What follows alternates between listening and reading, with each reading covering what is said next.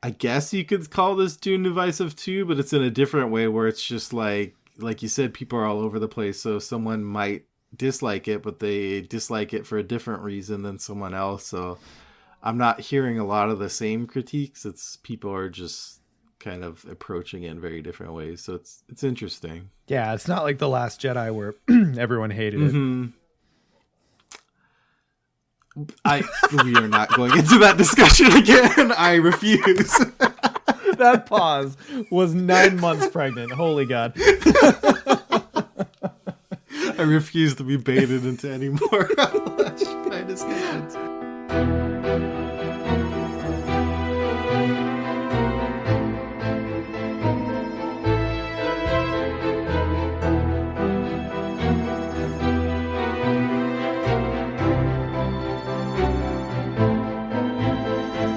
Mythos Busters, investigating the mystery, monsters, and madness of Arkham Horror, the card game.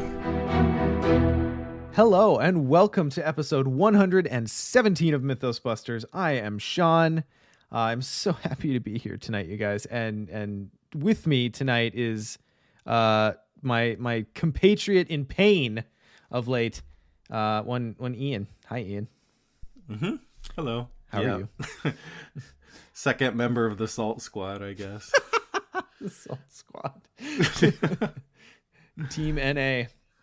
Yep. Unfortunately, Nick and Scott are not able to be here with us tonight. Life is just busy for everyone right now, so we'll catch them on the next one. Oh boy, but we have a fun episode for you guys tonight. We got a lot of ground to cover. We have some intro stuff. Ian and I are going to do a quick roundup of our Return to the Night of the Zealot mini Iron Man that we did a couple weekends back at this point, right? I've had so many fever flashbacks to those moments. I've lost all sense of time. Yeah, I don't know what time is anymore at this point in my life. So yeah, it was sometime in the recent past. That's all I know. Fuck, we're so old. God dang it. Anyway, and then our main discussion topic tonight. Oh yeah, we're also going to get caught up on a couple of cool voicemails with some good questions to chew on. Our main discussion topic tonight is also going to be to just talk about Return to Night of the Zealot.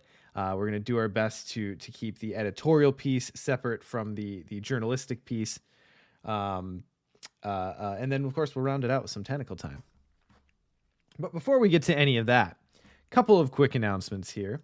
So the first one is due to a couple of, I want to say, ordering errors, but how can you call them errors when ultimately it serves the purpose of good? We have a couple of extra Edge of the Earths to give away next week. So when we record, our current schedule is November 12th at 9 p.m. Central, our next episode recording. 2 Discord listeners are going to be selected from the crowd, and we're going to send you a copy of Edge of the Earth because we have cool stuff to give away, but also like no energy to organize an actual contest. Mm-hmm. Just the clean, simple, good old fashioned random selection giveaway. Yeah, and you know what? I like to reward people for showing up to things. That's good enough for me. So there it is. So join us next Friday, November 12th, and just be in the audience and have some fun with us, and maybe you'll win something fun. In addition, ladies and gentlemen, it is that most wonderful time of year. It's time for the annual Mythos Busters meme contest. So our annual meme contest kicks off, it kicked off a few days ago on social media, but for you guys, it kicks off today, and obviously we're going to make it bigger than ever. So the general idea, of course, is that you can submit your best Arkham Horror related memes to our email. That's mythosbusterspod@gmail.com. Anytime between now and December 10th, 2021. And after that, we'll have a week of voting on social media. And of course, we'll do a stream to show off all the submissions and name the winners. A point of interest, the last time we did a YouTube stream like that, it ended up being one of our most watched videos out there. It was just a laugh riot, so really, really looking forward to that. But what do the winners get, you might be asking? Well, this year, thanks to some trepidatious doings by me and Justin at Arkham Knights, we've got our hands on 3 extra copies of the new standalone scenario Machinations Through Time, and we want to put them into your hands. So help us by sending your memes of original creation to mythosbusterspod@gmail.com. You can submit up to 5 memes, and be sure to include your Discord handle if you're on Discord so we can shout you out. So then we're going to put all the memes we receive up on our Facebook page, and from the 11th to the 17th of December, people are going to have a chance to vote on their favorites. The winner of the popular vote will get one of the prizes. The Mythos Busters are going to pick a personal favorite, and of course, the final winner will be selected by a mystery guest judge whose identity we'll reveal later when we confirm things. So just very much excited for that. Send us your memes. Ian, BusterCon's going to be a thing, right? It is, and I, in fact, just bought my plane ticket this week. So it is really real. I'm flying out to Minnesota for no reason, which I'm not necessarily opposed to. It is, in fact, a real thing. You shouldn't be opposed. It's been beautiful this autumn. So BusterCon is going to be between May 12th and May 15th of next year, 2022. As long as everything works out and permits us to hold it, which I'm pretty confident of at this time, but gotta have a little caveat there. But yeah, May 12th to May 15th, it'll be held at the game Center in Roseville, Minnesota. And the exact schedule of events and all that is still coming. I know people have had some questions, but probably soonish we'll release a few more details. But just know that it's going to be a weekend of good time. If you've enjoyed past Arkham Nights, this is going to be that, but even better, I'm confident in saying, because with all this community gathered together, I don't see how it can not be better. Mm-hmm. And it's going to be an event about you guys. Like, Arkham Knights always just seems like the LCG players dominated, but we're not the focus. So it's going to be fun. It's going to be fun to have an event all our own. Yeah, I guess that is a good point to say that this is the first dedicated Arkham LCG con. There's been Arkham LCG events, there's been Arkham Knights, but that includes other Arkham Files games. But the first actual convention dedicated to the game. Because I think a lot of LCG stuff happened at Arkham Knights before, but it was kind of just stuff that the community put together and not in the main actual room where the events take place. It was just people got stuff done. Aside from what MJ put together herself. Yeah. Just because she's so involved and passionate. Although I do hear all of the Drawn to the Flame listeners and possibly Frank and Peter screaming into their microphones that Arkham in Flames exists. I don't know if they technically call it a con. I don't want to gatekeep, but it's the first one over here anyway. Yeah, that's a good point. I was considering that more of an event than a con, but that might be a little bias on my part. So, all right. Well, hey, we're good cop, bad cop here. It's fine. Yeah. We'll say this side of the pond at least it's the first con. But important things to know: we do have a hotel block reserved at the Hilton DoubleTree in Roseville, so you can go ahead and contact the Hilton DoubleTree. And as Scott likes to say, it's very close to the Center. It's about 2 soccer ball kicks away. Oh God. Okay. All right. The official estimate still to be confirmed. No. We need to talk about this for a minute. We need to talk about this for a minute because we've had some stupid in-jokes and memes that have come out of this podcast, and I'm not calling this one stupid. I'm saying we've had some silly ones. But I never in my involvement in this community has such a small throwaway thing become such an event as the 2 kicks away meme has become in our Discord. There are bets being placed. There are maps being mapped. People are discussing the efficacy of different angles and routes. It's like people are playing. It's a thing. I think people are planning training, Rocky style training montages to get ready to do the 2 kicks. Anyway, I'm not too confident in my own ability to do it in my old age, but hopefully someone will accomplish the 2 kicks. I also question our ability to actually test this because there are lots of cars in that space, and it could end poorly very, very easily. So that is a very good point, especially if like more than one person wants to do it and there's just soccer balls raining down from the sky. So maybe we'll have to coordinate this in some fashion. But join us at BusterCon, where there will be a test of soccer balls, or just footballs, depending on your persuasion. Yeah, as everyone knows, that's why people go to card game conventions. Exactly right. To show off their athletic ability. Yeah, so you can go ahead and contact the Hilton Doubletree to get, there's a discounted rate and there's a whole block available.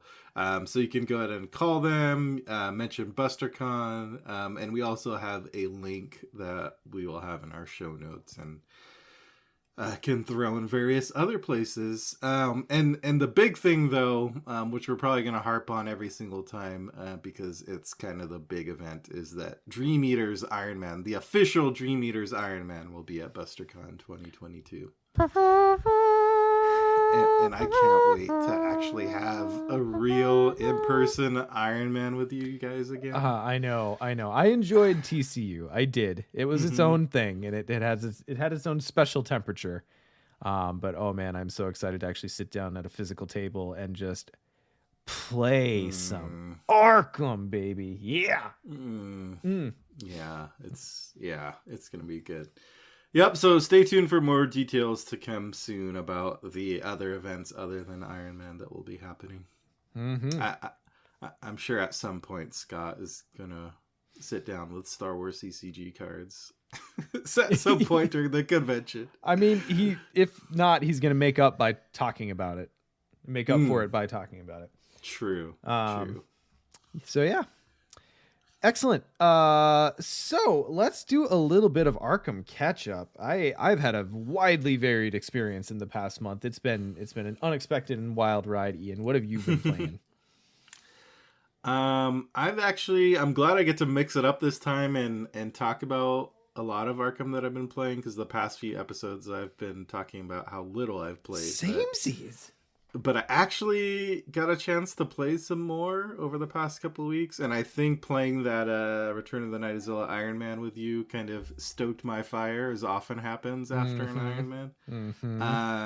It's a great way to knock you out of the malaise, isn't it? It really is. It just gets you, like, you would think that it kind of just like drains you and you wouldn't want to play Arkham again for a while, but it usually does the opposite, where it just kind of energizes me and reminds me of how much I love the game. That's right, baby. True love ain't got nothing to do with logic. Exactly. So I started a couple of campaigns. So I started kind of an old man, low agility run through Return to TCU with Norman and Leo. So the one agility partnership. So yeah, I'm about a few scenarios in. I don't think there's a ton to talk about there, because I more so want to talk about the second pairing that I've been running. Other than to say I haven't played Leo in a long time, and I find him a lot more enjoyable now with the expansion of the card pool since the last time I played. Specifically, I think I loaded up Leo with a lot more money cards, so he can actually pay for a lot of allies. So that's helpful. Yeah, you know what you want Leo to do. But my other campaign that I started and completed was a Return to Night of the Zealot run, because we were preparing for this episode and this topic today, and because I wanted a little bit of absolution after our run. Boy, you needed a little bit of something after that run through. Yeah. And I did run out of patience on waiting for Edge of the Earth, so I did go ahead and import a copy from merry old England. And that came a week or so ago, I think. Traitor! I had to do such a thing. I know no other Buster host would do that ever. Long pause. So I wanted to obviously put those new Gators through their paces right away. So I pulled out Monterey Jack, of course. Everyone knows that I'm probably going to start with him. And I paired him with Lily Chen because that was the other investigator that I was super excited to try out. So Lily and Monterey Jack through Return to Night of the Zealot. And, oh boy, they're strong. And a lot of the Edge of the Earth cards are super strong. I won't talk a lot about them because I don't want to spoil the cards for those who haven't gotten their copy yet. But a lot of strong cards in Edge of the Earth, and Monterey Jack is super good. I'm sorry.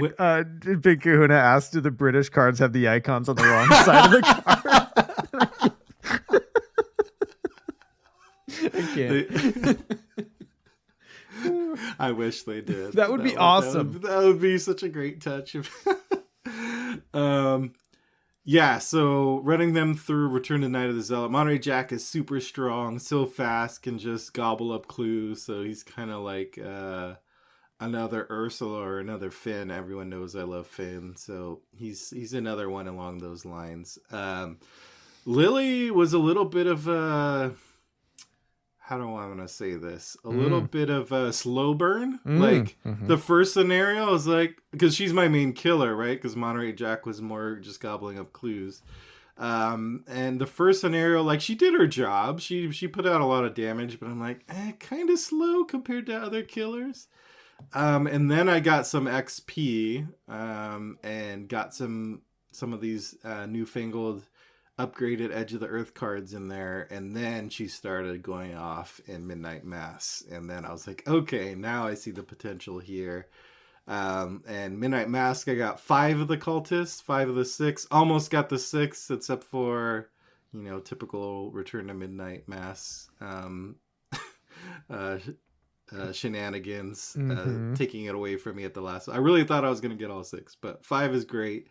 And then I took a side journey to the Blob, because you got to throw in a side scenario if you're doing Return to Night of the Zealot. You must. They handled Blob really well. And that scenario can be tough. They did not sweat it at all. And then we got to Devour Below, and there was some sweating to be had. So no matter how strong your investigators are, that one can make you sweat. But I did pull out the victory at the very last test. Lily died.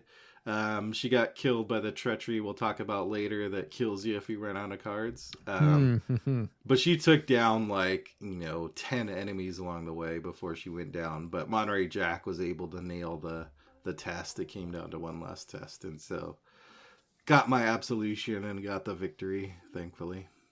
Yeah. Excellent. Okay. Well, we have to talk because so Justin and I also imported Edge of the Earth. Immediately we thought we were going to have to wait, but it came early on a Sunday where both of us had no plans, and just how does it get better than that? So he came over and we sat and sleeved cards and then played through the first 3 scenarios in TFA. He played Monterey Jack and I played Lily. Nice. So, real fun. Lots of cool things going on. Lily is fascinating. I love her. I have no idea how good or effective or winning I think she is, but I love her. And I think Justin's pretty enamored of Jack too. He is the Knuckles to Ursula's Sonic, I feel. That's kind of the best way I can describe it. But oh man, I forgot because it's been a while, but I really like TFA, and I like even vanilla TFA that got me so salty back in the day has I have grown in my affections for it, and we had a really, really fun time playing through those first 3 scenarios. So tell me about your Lily build real quick. Let's see. Let me pull up the deck here. I wanted to ask you one particularly Lily question, but it's going to spoil some cards. I almost want to tell listeners who don't want to be spoiled on Edge of the Earth cards to skip ahead 5 minutes or something. Fair enough. Because I really want to ask you this question. So, okay, yeah. So if you really, really don't want to be spoiled on any Edge of the Earth player cards, yeah, skip ahead about 5 minutes, I think should cover it. Okay, here we go. I started off going the Dragon Pull route, which is load up arcane slots. So I just included a bunch of low-cost spells that I didn't really necessarily care a ton about. Sure. And then went Dragon Pull, and then Arcane Initiate to draw spells, and the rest of the deck's pretty simple. But then when I got XP, I upgraded to Butterfly Swords. Sure. And Butterfly Swords were going off for me. That's what I was mentioning in Midnight Mass, where those were doing a lot of work. So my question is, and I don't think it's either or, because I kept both on the deck based on what came up first. But Dragon Pull or Butterfly Swords, what do you think is better for Lily? Ian, I'm going to go ahead and share my deck in chat here. Let's check it out. Let me give it a little look-see. Maybe this will answer my question. Okay. as well it should. My answer to Butterfly Swords or Dragon Pull is yes. Which is probably the right answer. Yeah, I've only got one copy of Butterfly Swords in there. But I did I do plan to eventually get it, but I'm kind of liking the three of, because I don't really mind which one I get out first. I have found that Butterfly Swords are really good. But also Dragon Pull is super solid, especially Dragon Pull did a lot of work for me too. Yeah. And I'm trying to think, did I do anything that gives me another? Oh, Dragon Pull gives you another arcane slot. All right, never mind. Yeah, that's what's great about it. Yeah, so I'm playing around with a few different things here. I'm trying out the brand of Katuga, right? Because it took me a long time to figure out why that was like decent as a weapon. And then I saw the arcane slot, and I'm like, oh, okay, that's a thing.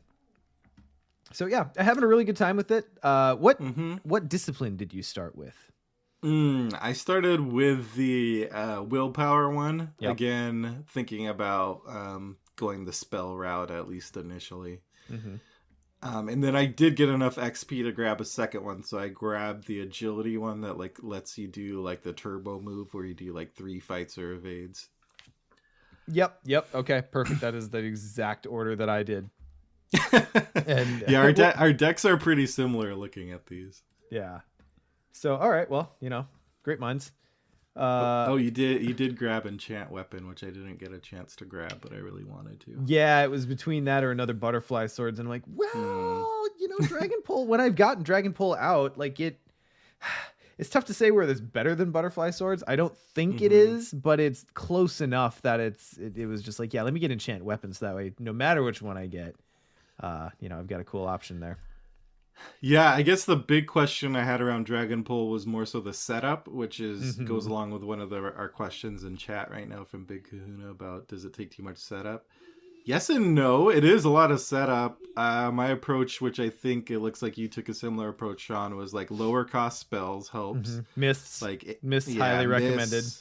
Like you'll aim for like the 2 or 3 at the highest cost spells. And then I had Ever Vigilant as well upgraded to that, which helps. So it is a lot of setup. So I am our Twitter audience did vote on my next Abandoned Alone investigator, and it's gonna be Lily solo. Ooh. And that is gonna be a little bit different question about Dragon Pull setup time, because in 2-player I had enough time to set up. In solo, I'm not sure. It's gonna be interesting. Coincidentally, Dragon Pull setup time was the name of my Shinobi Corps band in high school.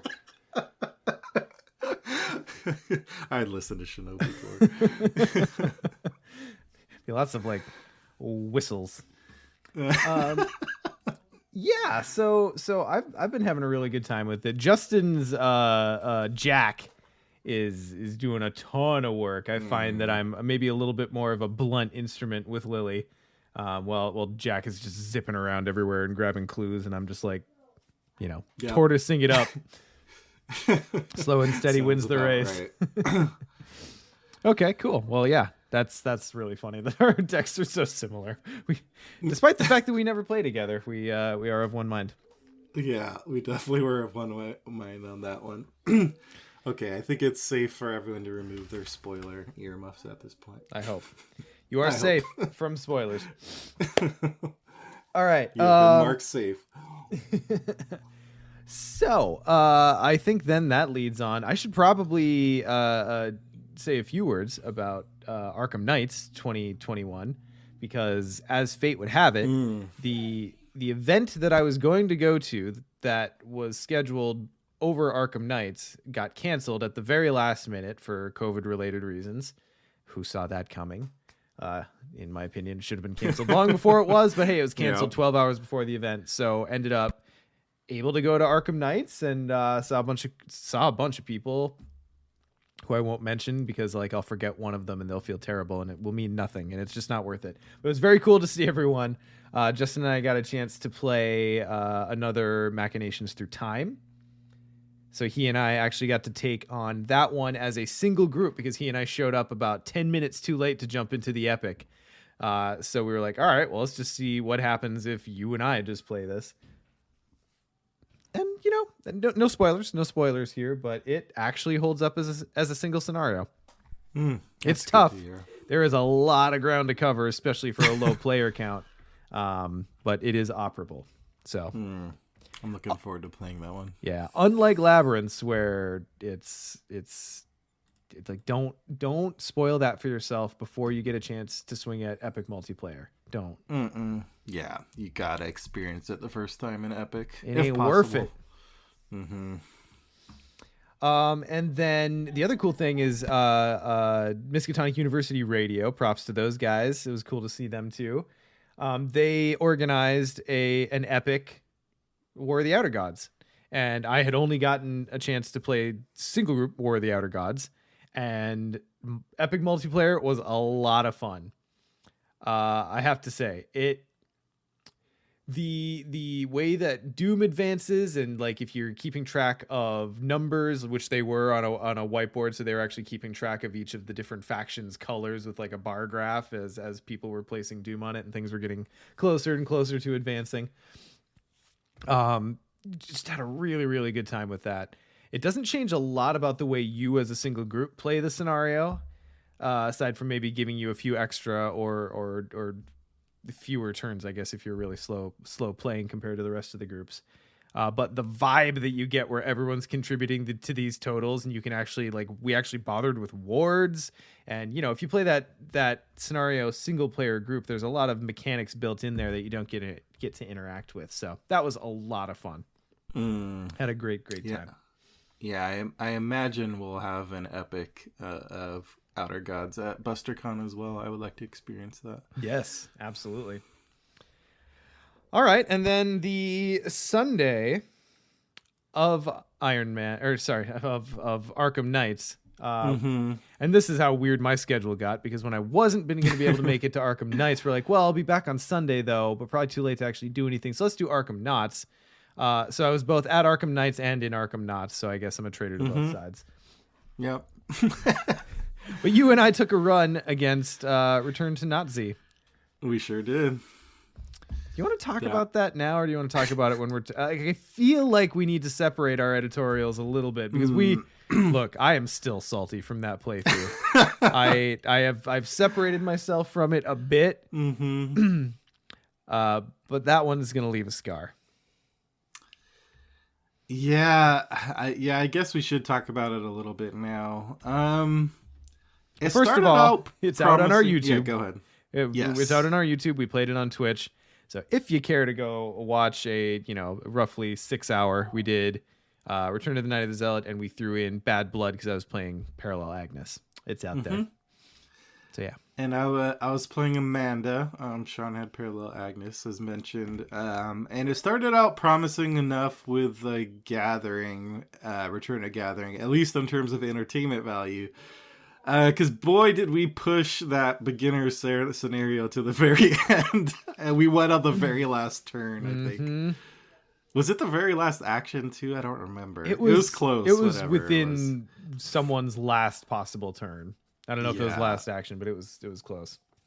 Yeah, so Although I will say, with my Lily and Monterey Jack, who were doing well, that also got pushed to the end. So I think Return to Gathering's a little sneaky. Don't sleep on that one. That one can push up on you if you take it too lightly. It's got regular sized teeth now. Yes, the training wheels are off on that one. And then we moved to Return to Midnight Mass, which I was pretty worried about going into it, but I think we did okay. I think that scenario was the one where our performance was the best. Like, we got 3 cultists. Yeah. We overcame some really rough pulls. I was happy with our results on that one. We struggle bust through it, but it was okay. Yeah, we had 3 out of 6. You said, I'm trying to remember, or was it 4? Yeah. Mm-hmm. Which is a pretty decent Return to Midnight Mass, I think. Yeah. Because that one does have a lot of salt-inducing cards. We'll talk about them later, so I won't go into detail about what they are. But yeah. And then we moved on to Bad Blood. We were thinking about skipping it, but the chat demanded they wanted some Bad Blood. More fools us. Yep. So we jumped into that, which I think was only like my 3rd time playing that scenario. Something like that. Yeah, so I wasn't super familiar with it, which I don't know how much familiarity would have helped, because it was more like None. What's her face? The Elspeth, the evil witch. Elspeth she had the best chaos bag drawing luck. She was just going off drawing like tentacles and -5s. I would kill to have bag work like her. Holy cow. Yeah. Just flying through those memories, and we got beset in and of ourselves. Like, even if she hadn't pulled ahead, we still would have been a little behind, so it was just too much, and it was a disaster. Yeah. I do like that scenario. It just was not the day. And then we got to Devourer Below, which the less said about that, the better. I just rewatched that as I was getting show notes together tonight. I watched Devourer Below and watched how quickly it spun out for us. I think that's possibly the fastest a game has ever spun out of control when I was doing it in front of someone, like on our Twitch channel, in YouTube, like anything like that. So if you want an exercise in speed running, and not the good kind. Yeah, in general, it's one of my fastest losses, I think. It's one of the things I always say that I appreciate about Arkham, and that even when I lose, it's generally not like a Lord of the Rings style, like, surprise, you're dead, turn 1. Yeah, it doesn't blow you out. It's usually like maybe the middle to late. I've had a couple of blowouts in my time, and this was one of them. And yeah, it was... we really didn't have, again, similar to the Elspeth experience, which is a band name waiting to happen. The Devour Below also, I don't really know what we could have done differently. It was just everything flopped the wrong way. Oh god, and we missed so many tests by like 1. So many clutch tests we missed by like 1, and it was like clawing away at the edifice of the cliff, and eventually we just had to let go and embrace the abyss. Yeah, well, we'll talk about it more later, but as a preview of that later discussion, I think one of the hardest parts of that scenario might be that innocent looking +1 fight, +1 evade to all enemies. It doesn't look like much on the agenda when you look at it, and then it keeps making you fail tests. Because with Lily and Monterey Jack, I mentioned that I won Devour Below, but that was still a pain. I kept failing. Like Lily, usually she'd kill enemies faster, and I kept failing combat tests by like 1 on them because of that little stat bump. It makes a big difference, and especially if you get the agents of Haster. Is that what we got? Yeah, we with had the Bayaki. So yeah, Bayaki hops out. Already gets a bonus because I've taken some trauma at this point. Then he gets the bonus from the agenda. It's like, I was swinging in at like a skill value of 7 or 8 and missing. It was insane. Yeah, on standard, guys. Yeah, Big Kahuna does bring up a good point in chat that we haven't mentioned the curses at all. So I drew Dread Curse as my basic weakness, which at the time a lot of people in chat were like, "Oh, that's not even a weakness, right?" And I think we probably said something similar, and a lot of people dismissed that weakness. But that was one of the most momentous basic weakness draws ever, because I contend that if I had drawn a different basic weakness, things might have turned out a little differently. We drew some we failed curses. a lot of tests from curses. Yep. And I possibly my voice has been part of that chorus downplaying it too much. And I think I blame that on having played it while myself in my deck, I was also playing around with curses.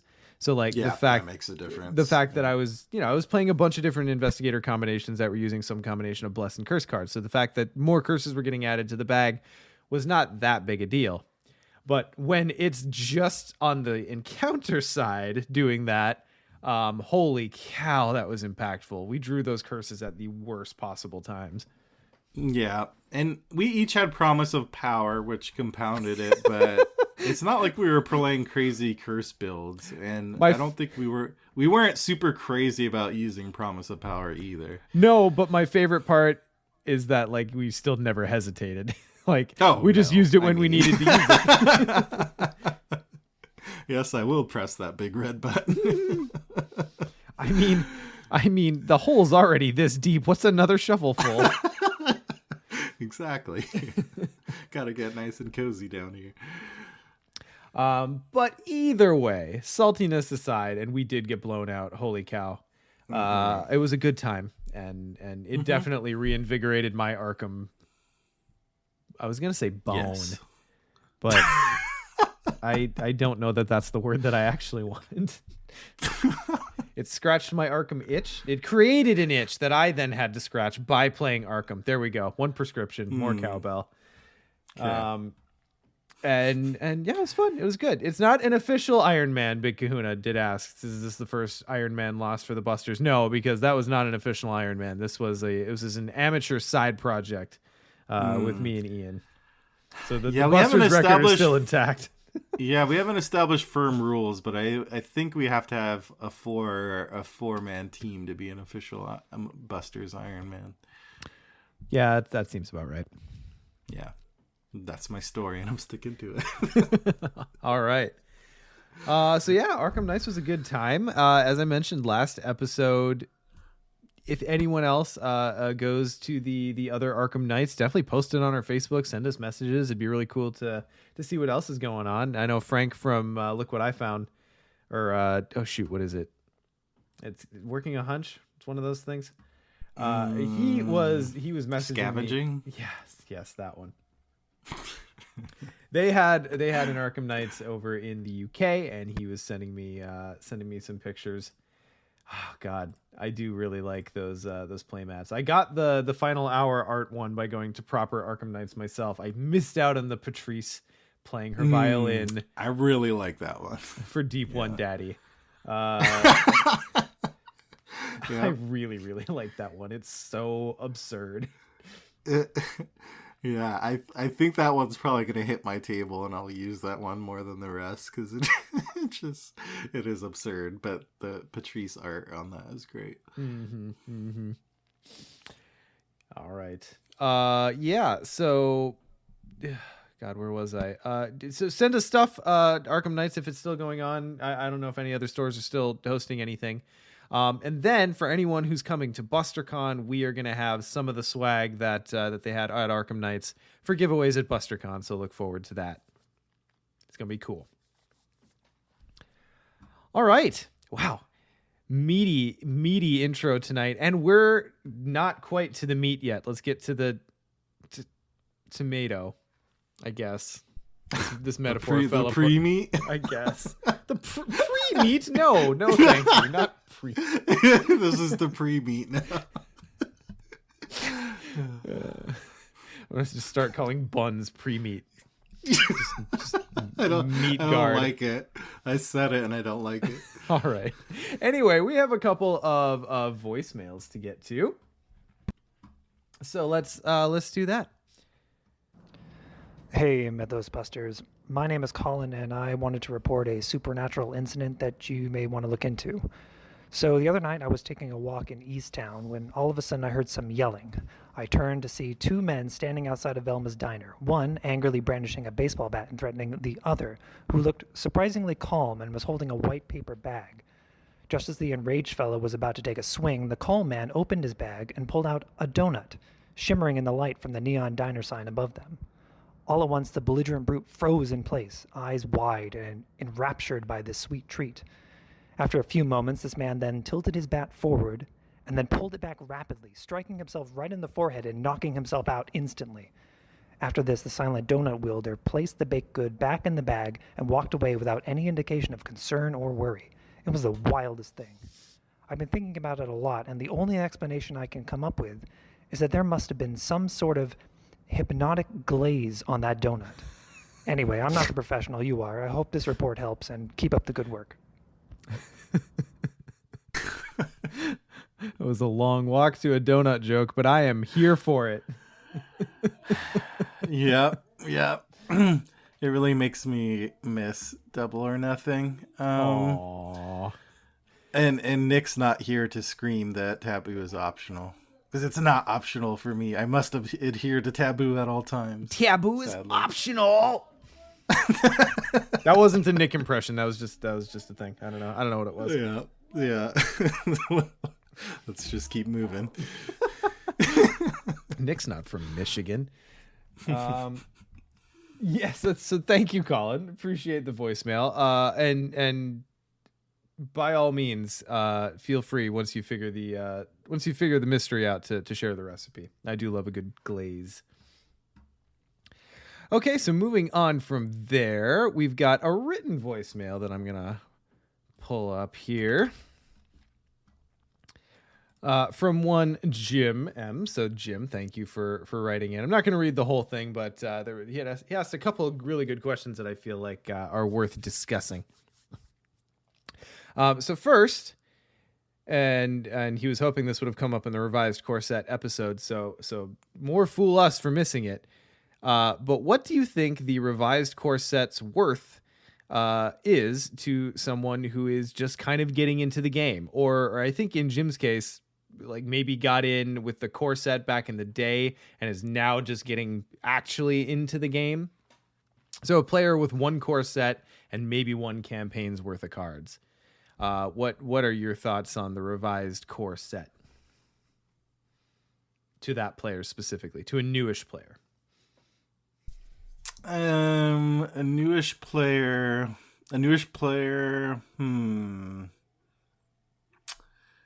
That's a good question. I mean, I guess it kind of depends on what else they have in their collection. So my first thought is that the reason I ended up buying the primary reason I ended up buying the revised core set was because that box is just kind of nice and you can actually hold your cards in it. So I have found it to be a nice box to just keep like my current investigator decks and whatever campaign I'm currently working through in. And that's what I pull out when I want to play Arkham right now. And, you know, obviously there's more sorting that happens in between games and in between campaigns and whatnot, but it's just kind of a nice little storage solution in and of itself. My next thought is that if you've only got one core, I think there are still enough like staple cards in the core set that you're gonna want a second copy, and you probably would benefit from having a third or fourth copy of some of those cards, depending on how many decks you want to keep assembled at any given time.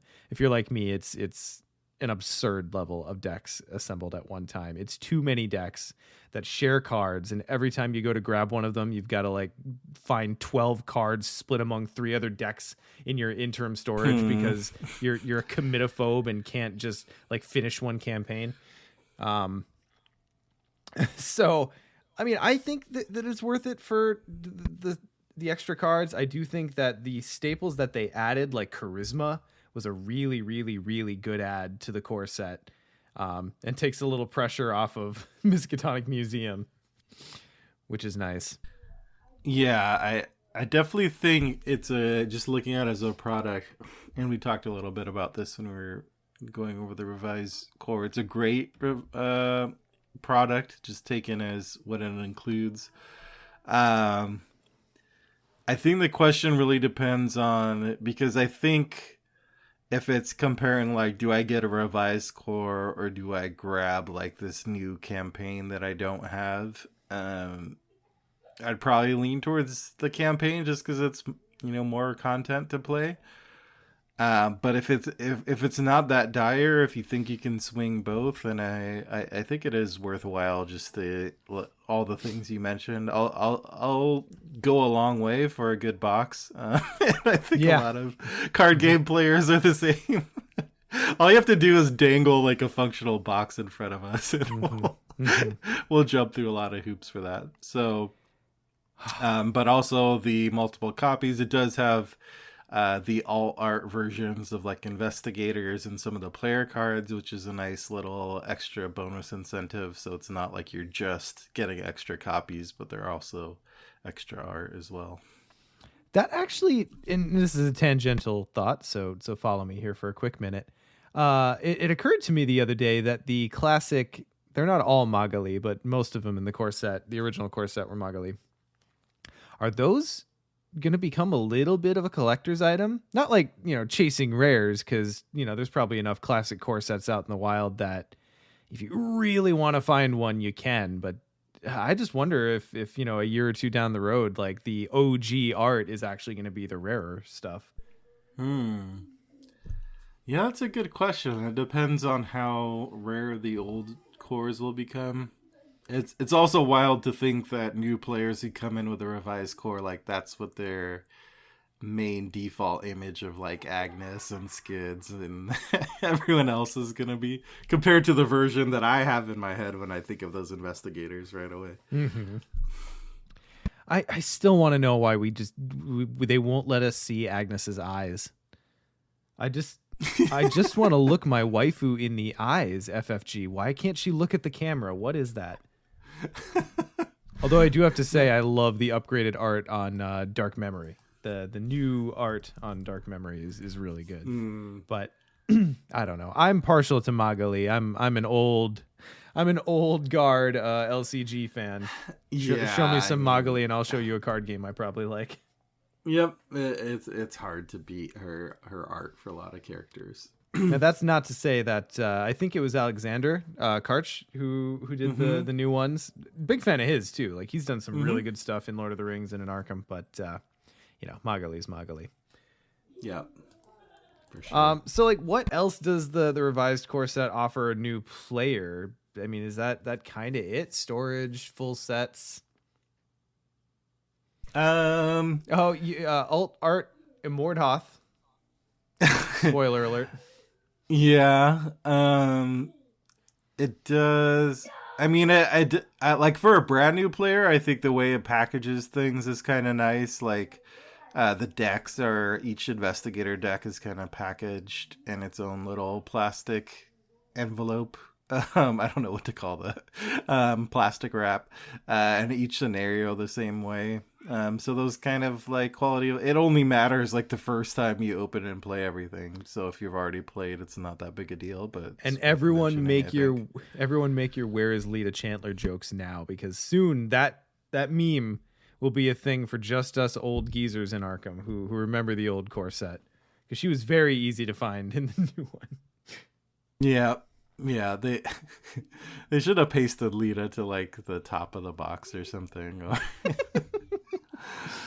Yeah, that would have been effective. Okay, so moving on from there, Jim asked, with the new release model for the campaigns, do you have any recommendations for newish players? Would you recommend focus more on investigators that seem fun, stories that seem interesting, mix and match investigator expansion and campaign expansion, keep the two types together? God, that's so subjective. I honestly think that he laid out all of the possible options in the question. And it really just kind of depends on what moves you in the moment. Like, I'm all over the place. Most of the time, if it were me, I'd be focusing on the player cards, because I just want to like build all the decks. I want to build all the decks and try them. And a lot of times I don't care. As long as I like the campaign I have, I don't care if I'm playing the same campaign kind of almost ad nauseum. Where would you fall on that in a hypothetical world where you were just getting in? If it was me, I think I would want to get the investigator cards along with the campaign that it goes with, which you don't have to do. As mentioned, he outlined all the other possible options, but just the way I kind of approach the game, like I would want to kind of see, like, if I'm going back and buying, let's say, Carcosa cycle investigator cards with the campaign, I would want to kind of see and experience, like, oh, what player cards came out at the same time Carcosa, just because I kind of would like that release story, that progression style of, like, and you don't have to do it that way. No. The player cards will work fine anywhere, but I guess if I was coming into the game, I kind of would like learning that history of, like, what card came out when and what did players have available, that kind of thing. But it might not matter to you. I might change my answer because, like, I obviously am very much into the cultural conversation among those who play Arkham, and would be interested in, okay, what were people saying when this was released? Like, what was the, like, how has it progressed since then? Like, I would be very, very interested in that. So yeah. Boy, I think the other thing too, having just picked up Edge of the Earth and getting my first taste of an investigator box, it's a lot of cards at once. Oh, it's a lot to digest. It's so many. I found myself when I was building that Lily deck, I found myself reaching for cards that didn't exist because I had, like, reconstructed them in my head from component parts of, like, 3 other cards that I had seen. And, like, I was like, where's that card that, like, gives you 2 extra arcane slots or takes up 2 arcane slots, or wait, extra damage for arcane slots, dragon pull. Okay. It was a lot of that. There were so many cards. So I think, again, just thinking about how I would approach it, if I were to pick up, let's say, like, a couple of those boxes in quick succession, I might get overwhelmed. There's so many player cards to learn, whereas I might just want to, like, really dig in with one, like, cycle of cards and give them a good try before I get another box. I almost wonder if there's anyone out there who's kind of in that sweet spot of wanting to follow along and kind of have that history too, who would buy the player card expansion and, like, release them to themselves in the packs that they originally came out with. Right. Yeah. That, if I were getting into Arkham now, that is a thing I might do. So if there are any other weirdos out there, same solidarity. I'd write a little release article for myself. Right on. Okay. So then last question was, noted that I don't remember if you reviewed the player cards from Barkham in an episode. And I don't know that we will. Barkham, I almost think it is disrespectful to the spirit of Barkham to do a card review for the player cards that came in that box. I don't know why it feels wrong, but it does. Yeah, we could. It's just, I don't imagine that we will. It is its kind of own special beast, for lack of a better word. How often have you found yourself going back to Barkham Horror? To Barkham? Side question. I have played it now 4 times. I did it twice myself. No, 5 times. I did it twice myself. I did it once with my kiddo. I did it once with Justin, and then I did it once with my sister and her fiance. It's in an interesting spot. I feel like if I were that type of person who wants to, like, keep things pre-assembled, I would just, like, make decks for the dog investigators and keep them assembled and just whip out Arkham. But I'm not. So anytime the prospect of playing Barkham comes up, I've got to think, okay, let's build decks again. And that is fun in its own way because the Barkham investigators have some interesting things going on. And if you want, you can justify that anything smells funny. Yeah. Which is fun that's Kate Winthrop, right? Yeah, that is. It just makes me, ultimately it exists in this weird place of would love to play it at any time, but the amount of work that you kind of have to do just to play that scenario specifically, I can't like look up a deck list. I suppose I could keep it Barkham deck list and just like put it under Jacqueline or something. Well, if I were less lazy, I'd feel differently, but I don't play it that often, but would be generally amenable to it. Yeah, I know what you mean. It's a little bit of a barrier, and I don't go back to it too often, but I still love that it exists, and it's such a fun and creative product. I think it's in the best place, like what you mentioned, like kind of pulling it out to introduce for the first time to new people. Not necessarily Arkham Horror as a whole, but just that product. It's like a good like, oh, let me show you this scenario, and have people experience it more so than something you pull out solo and play over and over again. You guys believe this exists? Yep.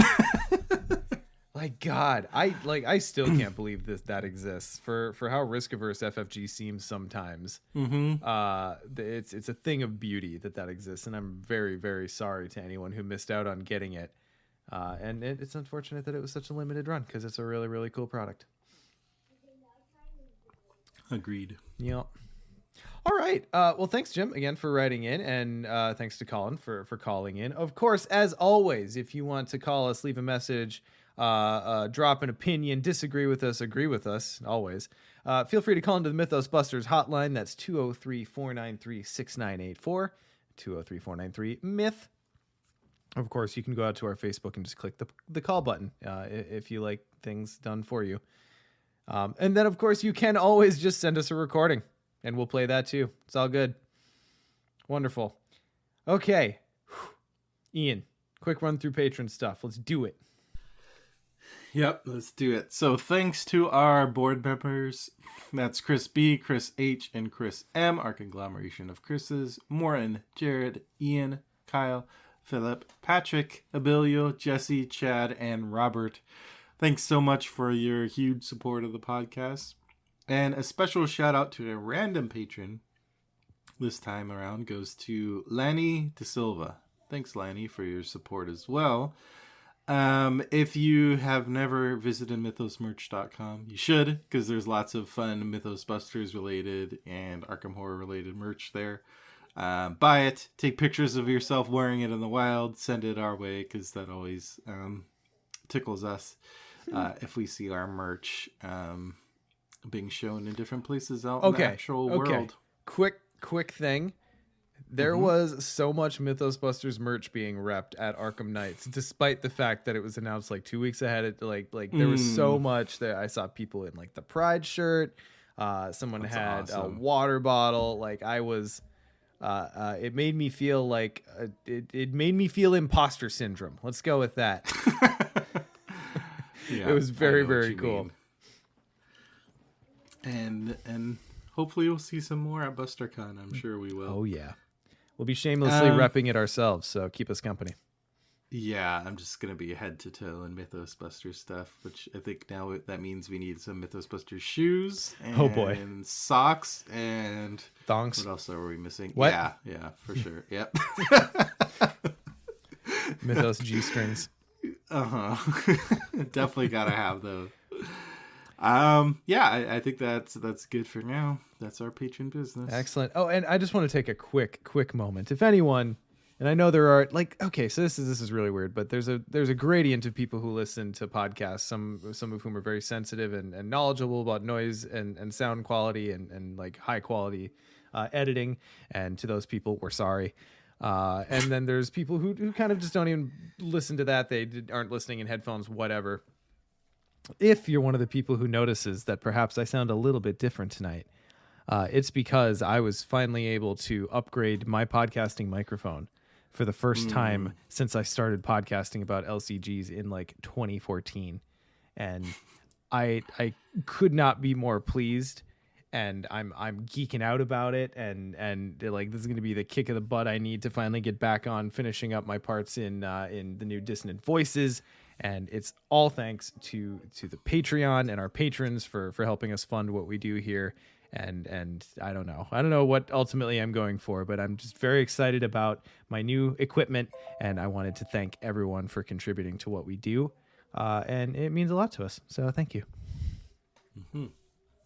Agreed. Wonderful. So we're gonna skip news and rules this week. So on to our main Tupac.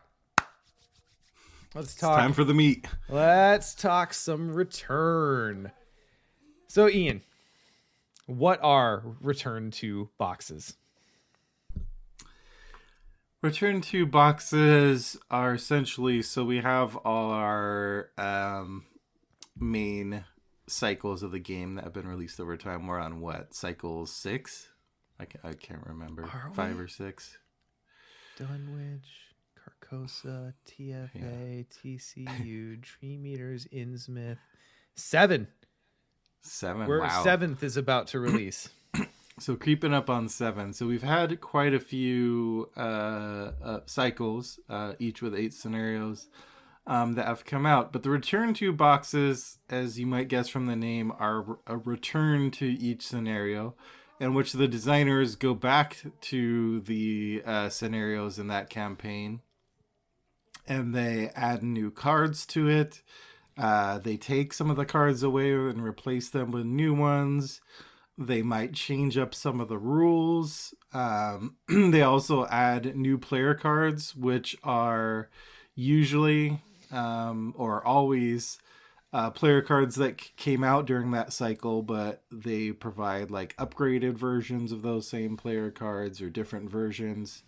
So it's essentially kind of going back to an old cycle and refreshing it by providing some new content. So you can go back and play that old cycle and it'll feel a little bit different. So primarily it's just a way to add some replay value to existing cycles.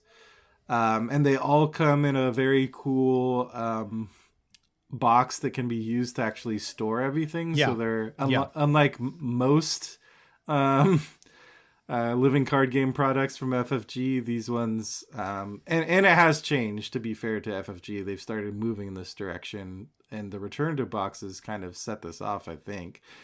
Seems that way. They've kind of moved in the direction of actually having functional boxes that you can store cards in.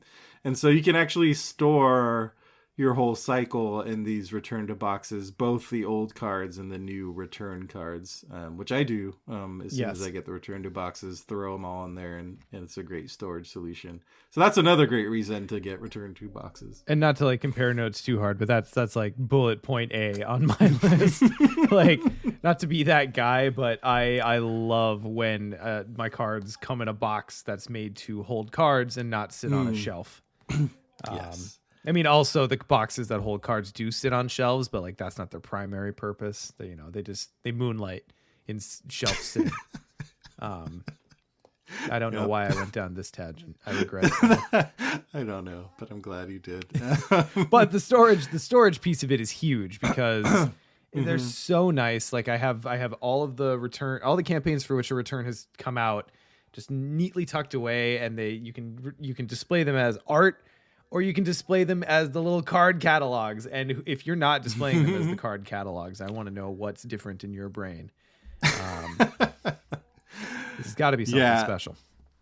And I think that storage piece kind of brings us to our other question, which is, do you really need to buy return to boxes? And of course you don't need to buy anything in the card game world. But I think there are some strong arguments in favor of them. And yeah, I agree that the storage part of it is pretty compelling. Now, if you already have a good storage solution for campaign stuff, then I guess you don't need that part of it. I would say, but there is other stuff that you're missing out on potentially. Yeah. And if you pose the question, like, what priority should you give them if you're a collector, still building their collection? I don't know that I would go to a return box before I just buy a new campaign to play, unless there was very, very specifically a player card in that return box that I was very, very excited about. And some of these do have some very exciting player cards. Excuse me. So I wouldn't blame anyone for going that path. I think that and this is me putting this is me assuming things. I don't know that MJ's ever confirmed this, but it seems like the point of the return to boxes are simultaneously to maybe address some gameplay or flow issues, to add variety to a campaign you already know. And the other nice thing is that they really make, I think they, for the most part, make their campaigns feel like the most distinct, because they take out all the core set cards for the most part, right? Don't the core set sets like always get replaced? I think so. Correctly? Yeah, I'm trying to think of an exception, but if not always, at least most of the time. Yeah, let's go with most of the time. I'm not sure on always at this point, but and yeah, that is honestly a really good way to make these campaigns feel a little bit more distinct, because we see ancient evils and we see dark cults and we see striking fear and locked doors, and we know those sets, and they give Arkham Horror, the game itself, a very distinct flavor, and you're like, okay, I know what to prepare for. It's a known quantity, but being able to replace those with, campaign specific things makes pretty much the entire thing campaign specific. Wow. I can't with the words right now. Yeah. I would agree with your earlier point that I think I would prioritize getting a new campaign first, just because it's going to be something brand new. I think a good time to go back to and get these return to boxes is if you've at least gotten a few campaigns under your belt, and then let's say it's been a little bit of time since you played Dunwich, for example, or Carcosa, then you can grab the return to box when you're ready to go back to it.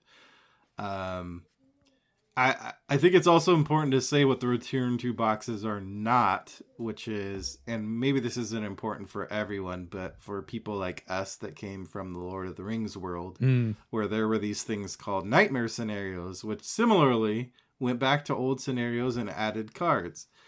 But nightmare packs were very specifically, their mission was to make things even harder, to up the difficulty level. Imagine. They did do a little bit of refreshing and like fixing mechanics that didn't work for older stuff, but that wasn't their main mission.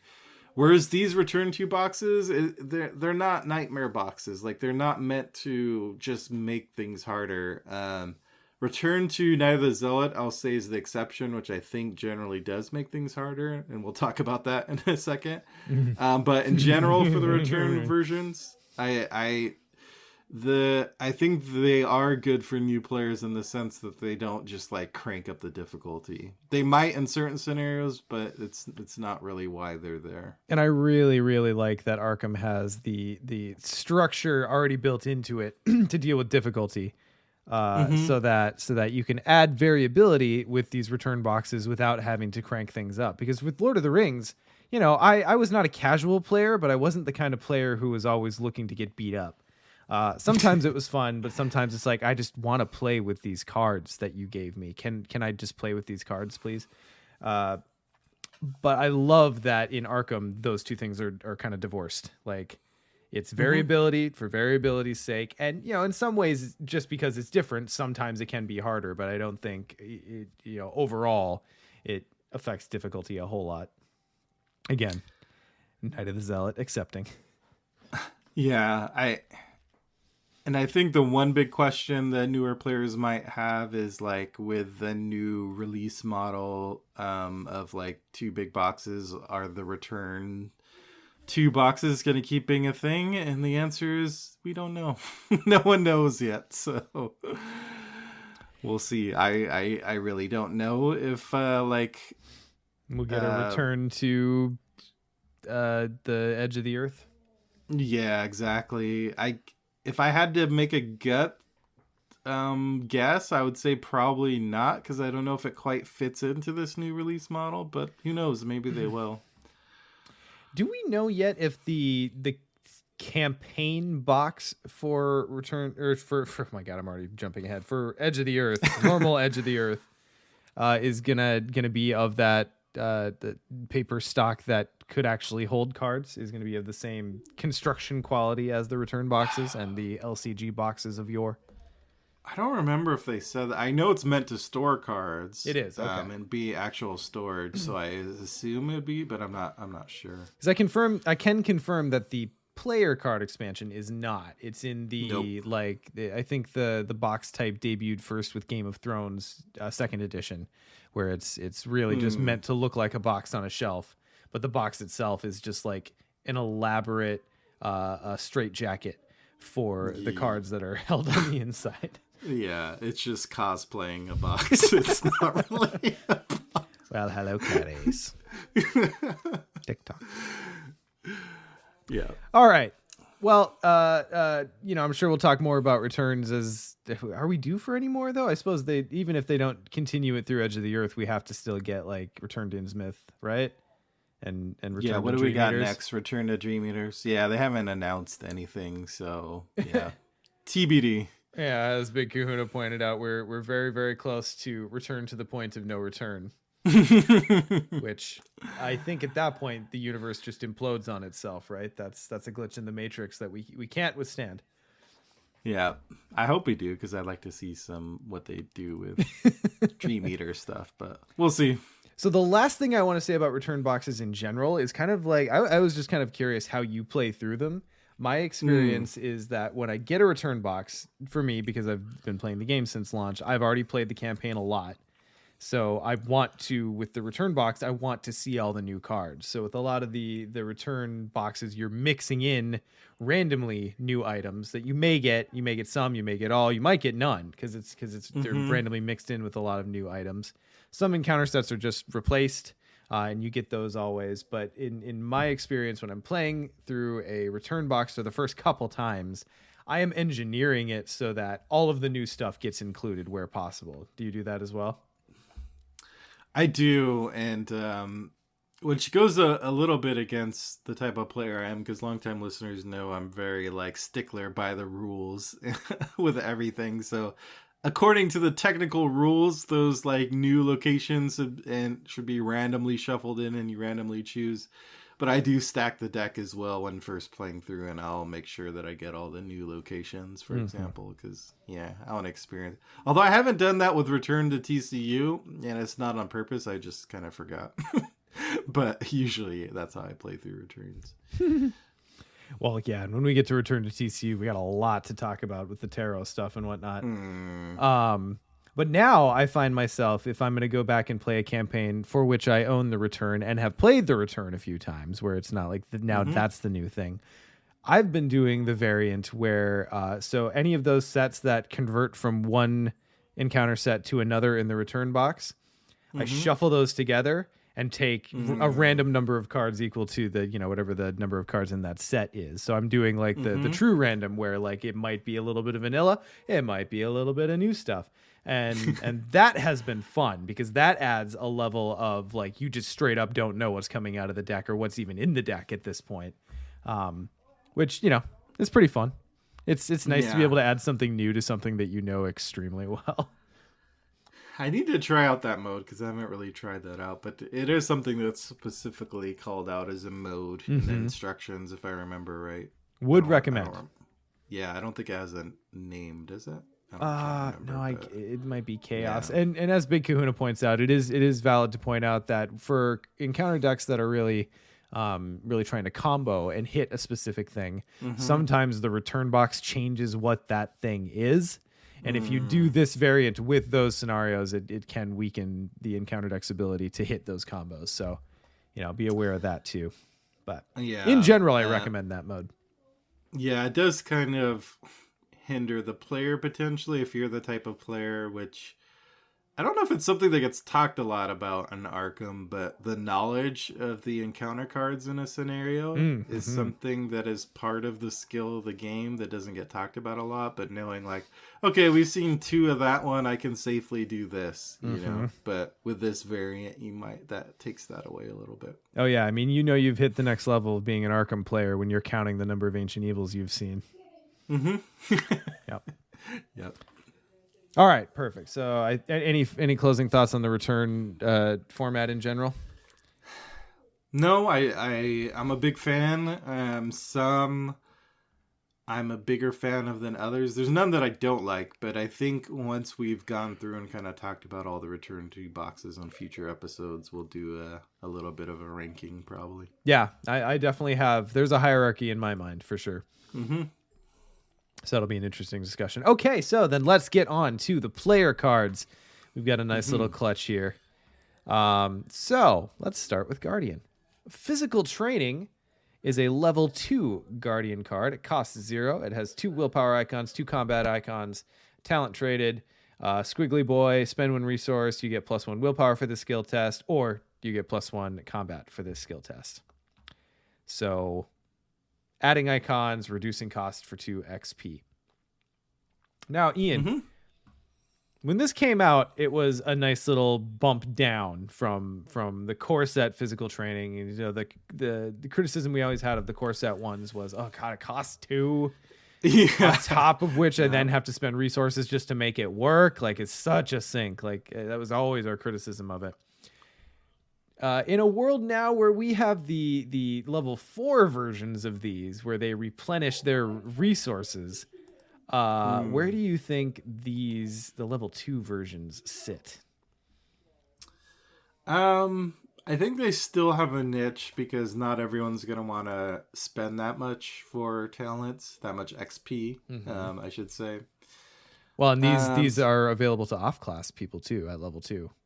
Yeah, good point. So I do find myself taking some of these when it's like, okay, I got 2 XP to spend. What can I spend it on? Okay, this is a good little grab, and just having that 0 cost to play is meaningful, and the icons are great if you just need to end up pitching it, or well prepared obviously is a thing for Physical Training specifically.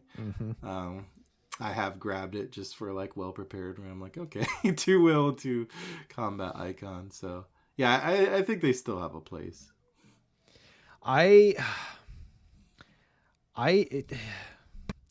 Yeah, they do. I have to admit that I haven't run a level 2 one since the level 4 ones have come out, though.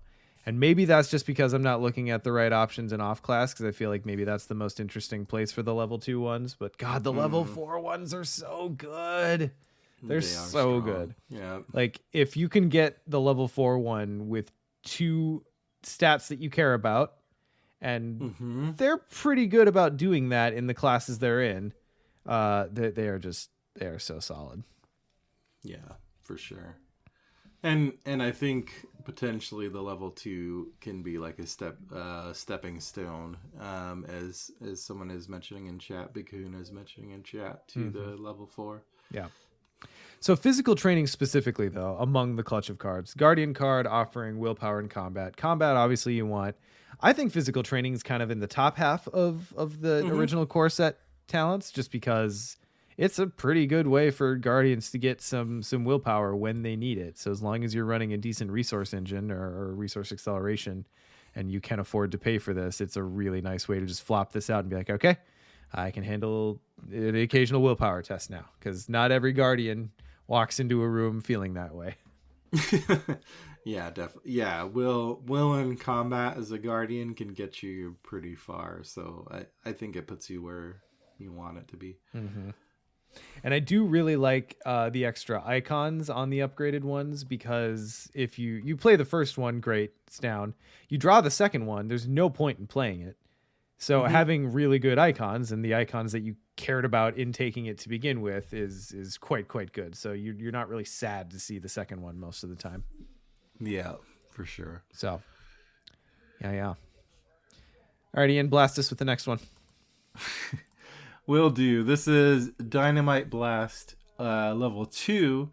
It costs 4. It has a will and a combat icon. Choose either your location or connecting location. Deal 3 damage to each enemy and to each investigator at the chosen location. This action does not provoke attacks of opportunity. So if you're wondering how it's different from the core, it's 1 fewer resource. It adds an icon, I believe. Yeah, the original just has will icon, doesn't it? Yep. Yep. And then it also doesn't provoke attacks of opportunity, which matters in quite a few situations when you want to use Dynamite Blast. Especially in the core set. Yep. Because blowing up a cultist a location away in Midnight Masks is pretty great. And blowing up all the cultists that show up in in Devour Below is pretty great. Mm-hmm. So, yeah. This is another one that's kind of similar to the last one in that there is a higher version of the level 3, which becomes to fast. compare it there, the main version is the fast, which is obviously an improvement and is probably worth the extra XP. Fast is pretty good. Yeah, fast, especially for Dynamite Blast. Just being able to casually throw out dynamite without taking up an action. Well, you just become like Bugs Bunny, right? So instead of a soldier where you're like throwing the dynamite and the enemy sees it and there's a moment and everyone can react, like the enemy looks at you and you're already pressing the plunger down on, on the detonator and it's just done already. It's pretty good. I don't know that I'm taking level 2 very often though. I don't know. Yeah, especially because the gap between level 2 and 3 in this case, like the physical training was for like from 2 to 4. This is 2 to 3, which is not a huge difference. I also tend to often just take one copy of Dynamite Blast. Yeah. You know what I mean? So That's it's true. not like you're needing to spend 6 XP for the upgraded versus 4 XP. It's like, it literally is just that difference of 1 XP to grab a single copy. God, I'm trying to think the last time I took 2 copies. Was it when Nathaniel first came out? It might have been. Because it's pretty good with Nathaniel. Yeah, probably. I think I probably took 2 in Nathaniel as well. But yeah, I mean, I think both the upgraded Dynamite Blasts are a good option, but probably you're going to go with the little higher one. Yeah. But again, you could if you only had 2 XP to spend, you could grab this one and then upgrade to the other one. So you could. All right. Hyper Awareness is a level 2 seeker, cost 0, 2 intellect, 2 agility icons, talent, free action, spend a resource, get an intellect, free action, spend a resource, get an agility. Okay, so we've already talked about the talents in general. What do you think about Hyper Awareness? Is that upper half or lower half? I consider it lower half. Okay. I know some people who really swear by it. Probably people who play Seekers more than I do. I mean, it got some work in your last Amanda deck, did it not? Didn't you have this in there? I'm trying to remember. Did I? That's how memorable it is. I don't know Did if I? you had upgraded I think- Hyper Awareness, but I know you had. No, I think Hyper I had. Awareness. I think I had the regular Hyper Awareness, which in Amanda, like she usually has extra resources to burn, and she tends to be a more well-rounded seeker where you might be like evading as well as getting clues. Probably definitely I like that. Probably definitely.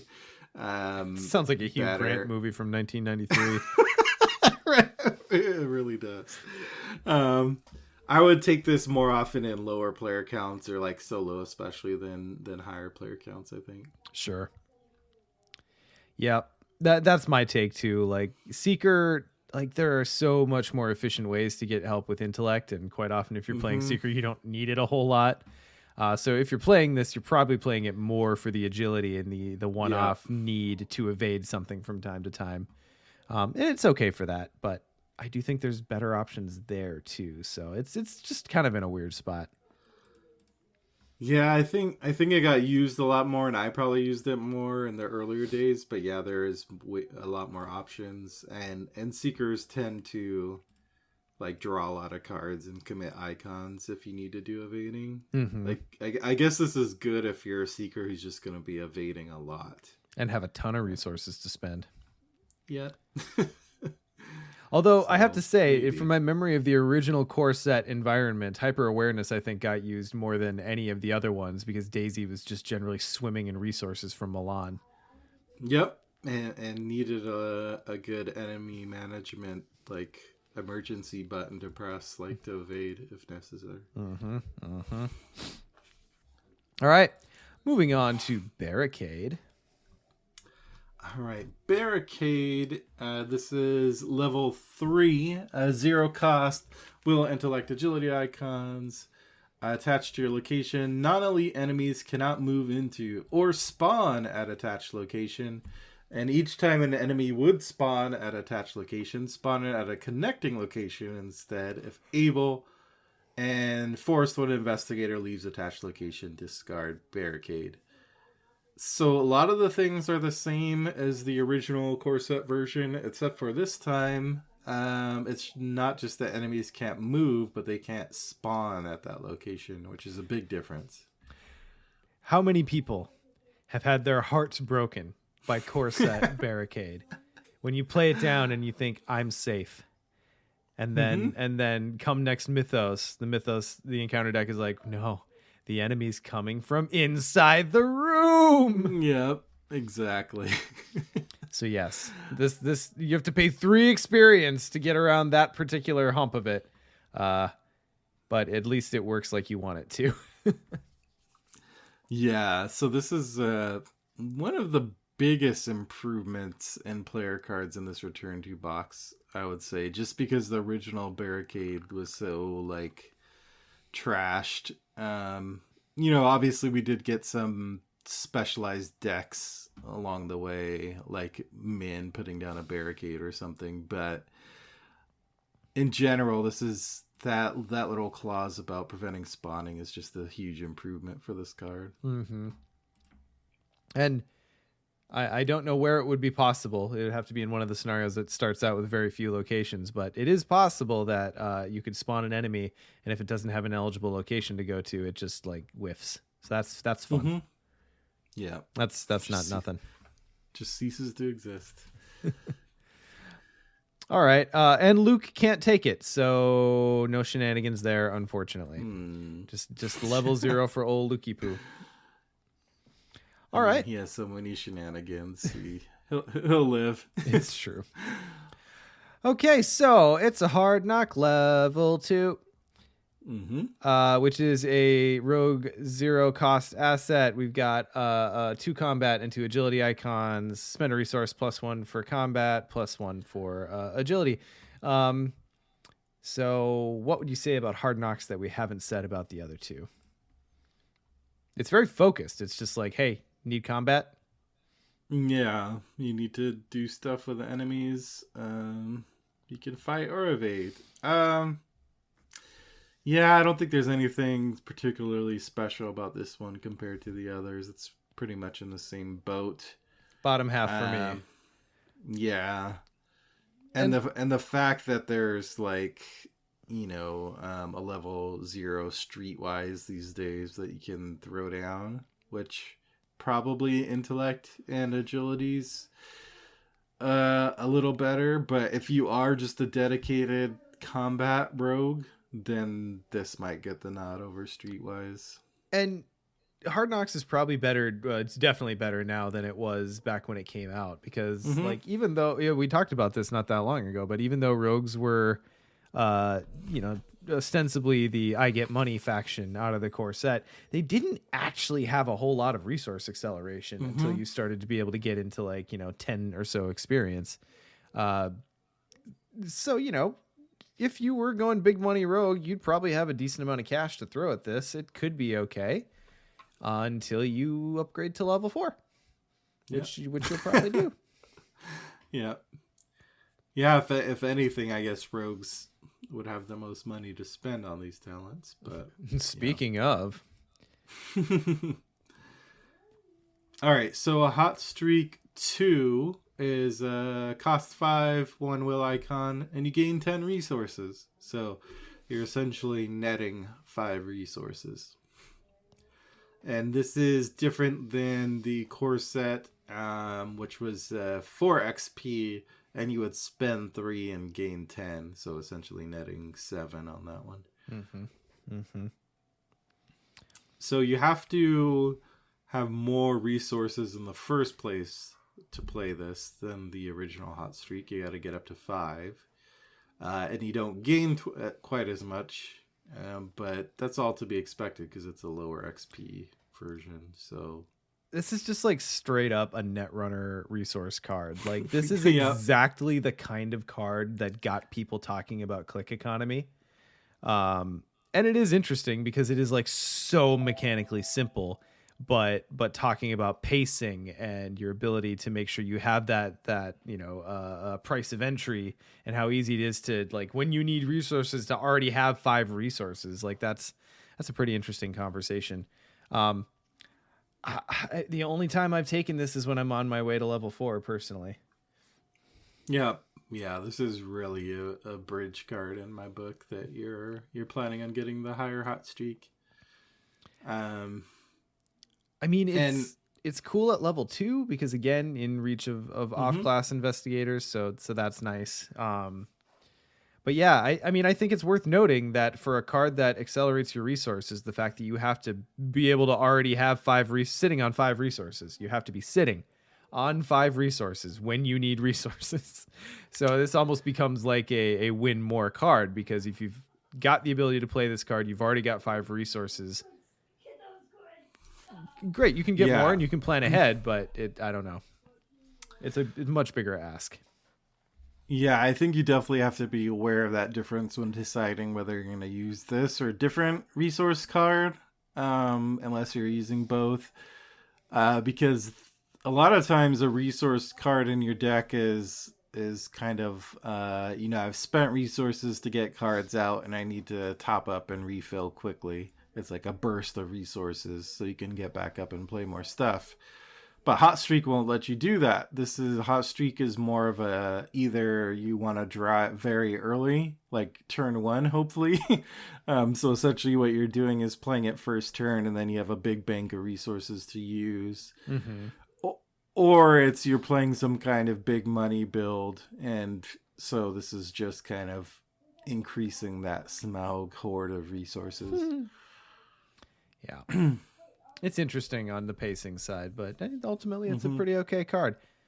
And it's cool to have the step up because, my memory of the core set playing Skids was like sometimes I really wanted it, but I didn't quite get there. I was at like 2 or 3 experience, and the ability to have this as kind of a go-between is pretty cool. Yeah. I like it. All right. Arcane Studies. Level 2 Mystic, Talent, Willpower, Intellect. I'm sorry if everyone wants me to read the cards. Like, what they do at this point. This is top 2 for me. So my top 2, in my personal opinion, are Physical Training and Arcane Studies. I think they offer the stat you want in the class that they're in, and then they offer the stat that you're probably also looking for in the class that they're in, for the most part. So I would say everything I've said about the old ones, except that this one's probably a little bit better, just in the class it's in. Yeah, I would agree with all that. Arcane Studies is top for me as well, a top half. And I probably won't take it if it's a Mystic where I really think I'm just going to be able to get all my spells out to investigate with Willpower, but a lot of times I'll have this as a backup plan so I can investigate without those spells. Or maybe there's a test that's not investigation, but you still need to pass intellect for, which happens, like parlay tests and things like that. So I'm looking at you where doom awaits. After I had my Salt Fest of getting like completely shut out of the end of that campaign with my solo Agnes run, Arcane Studies was how I fixed that. I rebuilt the deck so that it was ready to hit that intellect test when I needed to. And not level 2, obviously, it wasn't out at that point. But it's expensive, but it's a good little tool. Mm-hmm. All right. I don't know about this next card though, Ian.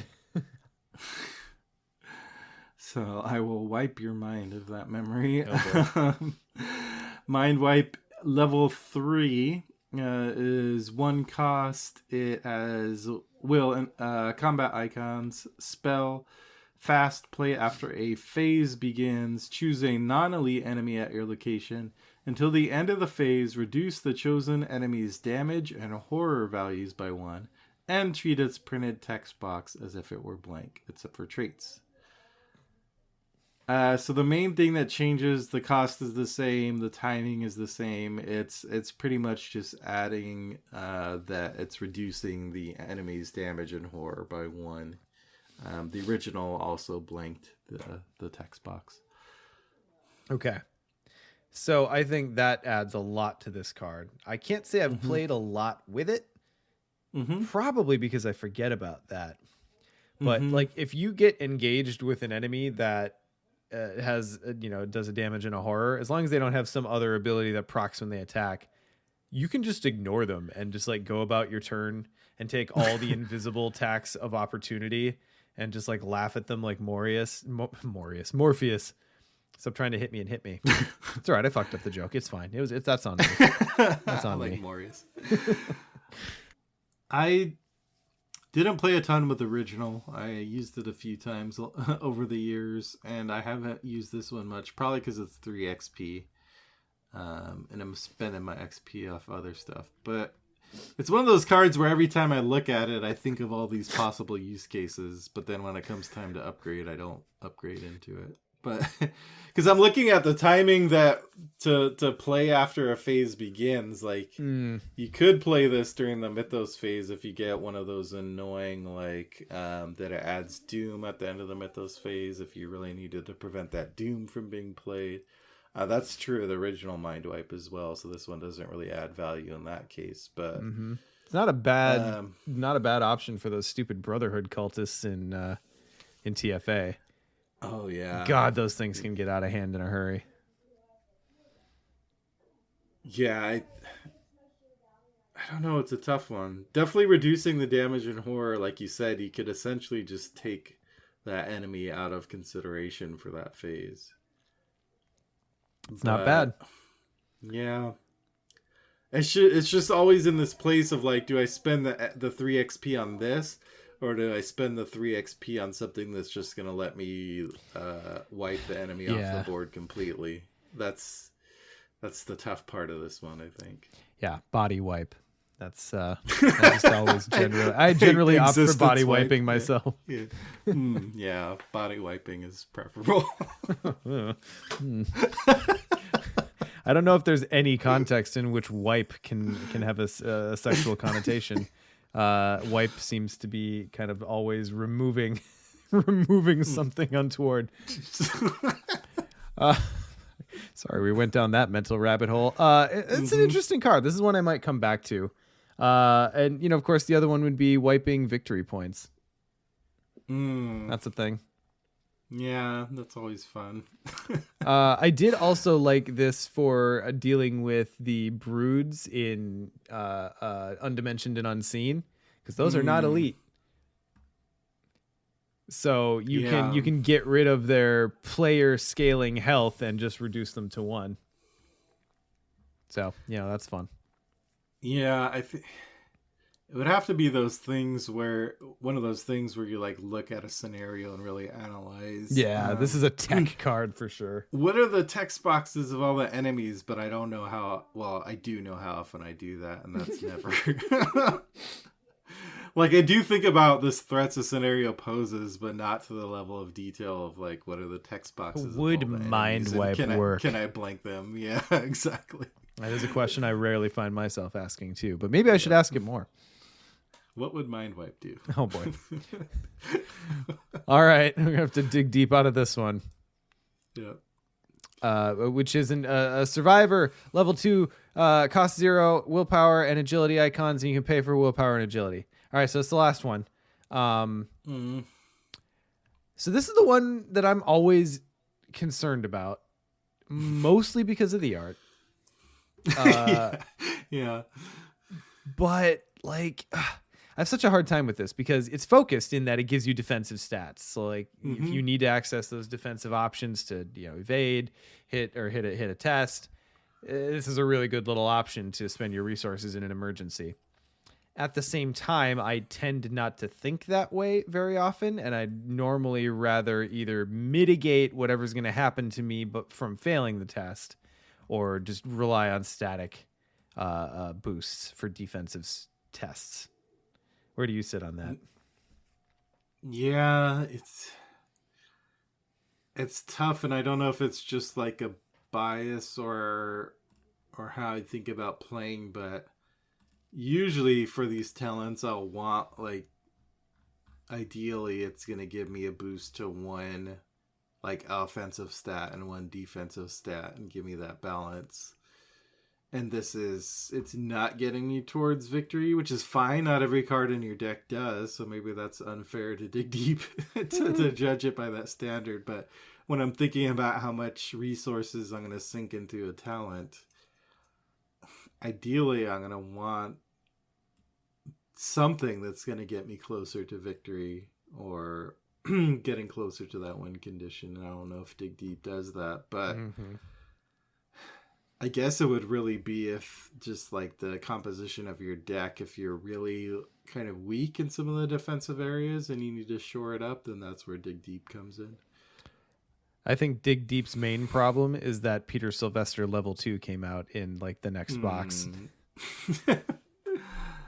And unfortunately, I think even Dig Deep level 2 doesn't quite overcome that. I mean, unless of course your ally spot is spoken for. There are reasons you'd take it, but yeah. Bottom half for me. Yeah, same. Maybe in the middle. Maybe it's number 3. I don't know. I didn't actually apply numbers. All right, Ian, take us home. All right, let's do Rabbit's Foot level 3. Still one cost, wild icon, item charm, reaction after you fail a skill test, exhaust Rabbit's Foot, search the top X cards of your deck for a card, draw it, and shuffle the remaining cards into your deck. X is the amount you failed by. Accessory slot. So the big difference here is instead of failing a skill test, then you just draw one card no matter what. This one you draw depending on how much you fail by. That's a pretty powerful draw combo if you throw in drawing thin as well. Yep, it surely is. I have used this with Stella. Who obviously is like one of the best fits for this card, and just being able to actually like filter through, like I kind of compare it to Lucky Sig Case upgraded, which does something similar where you can look at the top X cards and X is the amount you succeed by. I use that one a lot. Yep. And it's super good sometimes with Winnie. I'm looking through an obscene amount of my deck for a card. I haven't used this one as much because I feel like it's a little tougher to control how much you fail by. Yep. So I like the filtering aspect. I think it's a little harder than Lucky Sig Case to control how much you get to use this ability, or how much you get to really get the full value out of it, I guess. Yeah, how much more, because the value that you're paying for is the filtering, and this the effectiveness of your filtering is so much harder to control. You covered it all exactly like I would have. My next question to you is, but what about Lucky Cigarette Case? What do you think? I would love to see in Survivor a few more ways to either increase the difficulty of a test for some benefit. Obviously, drawing thin was very powerful and not that hard to maybe take unfair advantage of. But if we could get some ways to either do that or like electively lower your own skill for some benefit, yeah, I think that could be pretty cool. But I do agree that it's a lot harder to dial in lowering your own skill or increasing the X on this card than it is to increase the X on Lucky Cigarette Case. That is a bonkersly good card. Yep. This one's okay. Yeah, I think the thing is, like, how much value are you getting out of this compared to the level 0? Is it worth the 6 XP if you're getting 2 copies? Maybe. I think in the past I would have said it's probably not that big a deal because Survivor doesn't spend that much XP, but we've gotten a lot more like high XP Survivor stuff lately, so there's a little bit more competition these days. I was just thinking in my head, like, who in recent days have I actually run, level 0 Rabbit Foot in? And the only answer I had was Preston. and Preston can't take this, so now I'm sad because Preston's a very good candidate for this one. Yeah, for sure. All right. Well, all in all, an interesting upgrade to player cards. This box, nothing blows me away. How do you feel about the player cards in this one? Yeah, nothing blows me away. I think a lot of the card space is devoted to these new versions of the talents. I think, as everyone heard, I think, Sean, you got saddled with all the talents. That's really like half the cards, right? I really did not think through the reading order ahead of time. Yeah. So there's a couple of cards that are pretty cool, good upgrades, but yeah, there's nothing like I wouldn't buy the box just for the. I mean, I would because I want every single player card released. Like we're sick, and we know that. Yeah. But if you don't have that sickness, if you are being a little bit more careful, then this collection of player cards is not something that I would like plunk down the money for the whole box just for the player cards. Yep, agree. That's where I'm at. All right, excellent. So let's move on to Return to the Night of the Zealot as a campaign.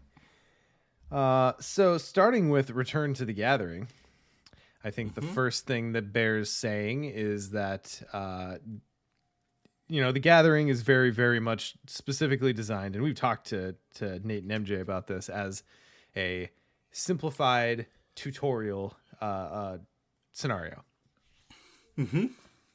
Return to the Gathering becomes a big boy scenario. Yep. It becomes an actual one with some variability, a bigger map, a lot of XP to farm. Like, it adds 2 more VP enemies in a deck that already had 2 of them in it, which is nice. I wish we had more opportunities at VP. So with the new locations, how do you feel about the new map? Anything you'd point out? I definitely like the expansion. Like you mentioned, it makes it feel more like a real scenario because the old one is pretty limited. I don't think there's anything too big that jumps out to me.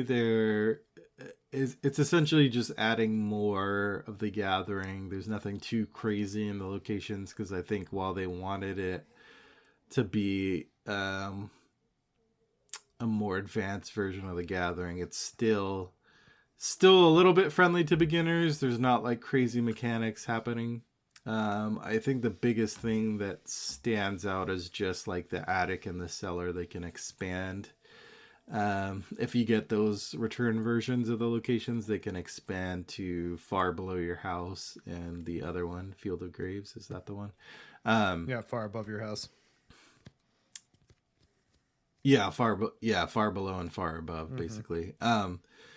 So those ones add a little bit of decision making to the scenario because you don't know which version you're going to get, and you don't know if you're going to have to basically move one location further. So that messes up the movement math a little bit. So I think that's the biggest thing that stands out to me. Yeah, I'd say that nails it pretty much on the head. I also think that, just being able to move around right away changes the pace of the scenario. But obviously that had to happen because the whole point of locking you in place in the first scenario is to teach you how to play the game in very controllable boundaries. Yep. So, yeah. Yeah, and they definitely made it so now enemies can kind of just spawn, and they won't just disappear into nothing if the location's not in place. So. God, I watched so many victory points just wash down the toilet back in the vanilla Night of the Zealot days. Yep. If I would draw them during the first turn or two. And sometimes you'd be happy about it because you're like, oh, I didn't draw my weapon yet. There it goes. Yeah. That would have been bad. Speaking of the new VP enemies they added, they've got the Ghoul from the Depths, who's just a 3/4/2 with Retaliate. He deals 1/1 and spawns in the bathroom. Doesn't hunt. So he sits in the bathroom, probably lurks if you don't go get him until the last agenda advances, and he as happened to us. And then the other one's the Corpse Hungry Ghoul, who I think is a much bigger threat, almost mini boss. power, though he's only got 3 health. So he's a 4/3/3 with Hunter and deals 2 and 2. So that one I feel like you actually have to watch out for. Yeah, for sure. Especially that 2 and 2 with Hunter. Yeah, that one can blindside you for sure if you're not ready for it. It's a lot of damage and horror for one enemy to put out in the gathering. I remember when he hopped out in our most recent play, we had to take a second and be like, all right, what are we doing here? Yeah, how we're going to deal with this guy for sure. So then as far as the enemies from the added sets, or just, I think it's just the ghouls in this one, right? So instead of the vanilla ghouls that we have from the core set, you've got Grave Eater, which eats at your hand, and then Acolyte of Immorthoth can't be evaded if you have no cards in your hand. So here starts the general theme of what the new cards are trying to do as a whole, as a combo.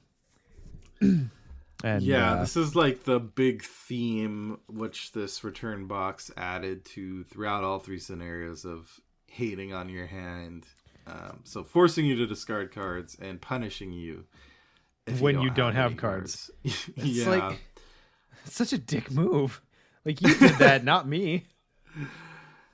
And it wasn't something that I often thought about in terms of Return to Night of the Zealot. It could be because this is also the Return to box that I don't come back to often. Just because Night of the Zealot in general, I just tend to play the longer campaigns. Mm-hmm. So when we came back to it for the Iron Man and I was reviewing the cards, I had totally forgotten about it. But now, having played through our Iron Man and playing through it again on my own, it's definitely like the biggest theme of the encounter cards that sticks out to me.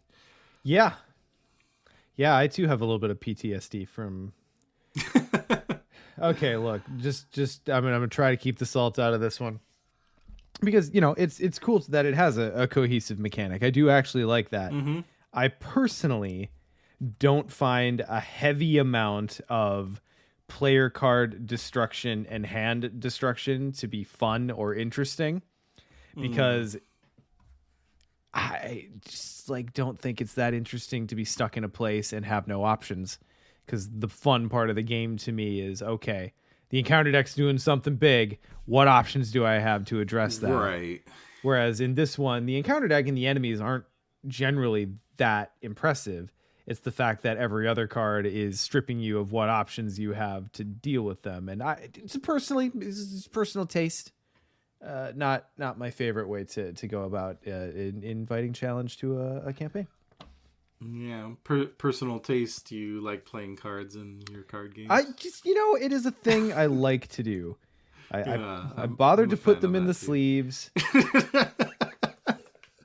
Just let me play with them. Yeah. I think I feel similarly that. I mean, it's a tool on encounter decks can use to make things harder, and it's fine in certain scenarios or in small doses.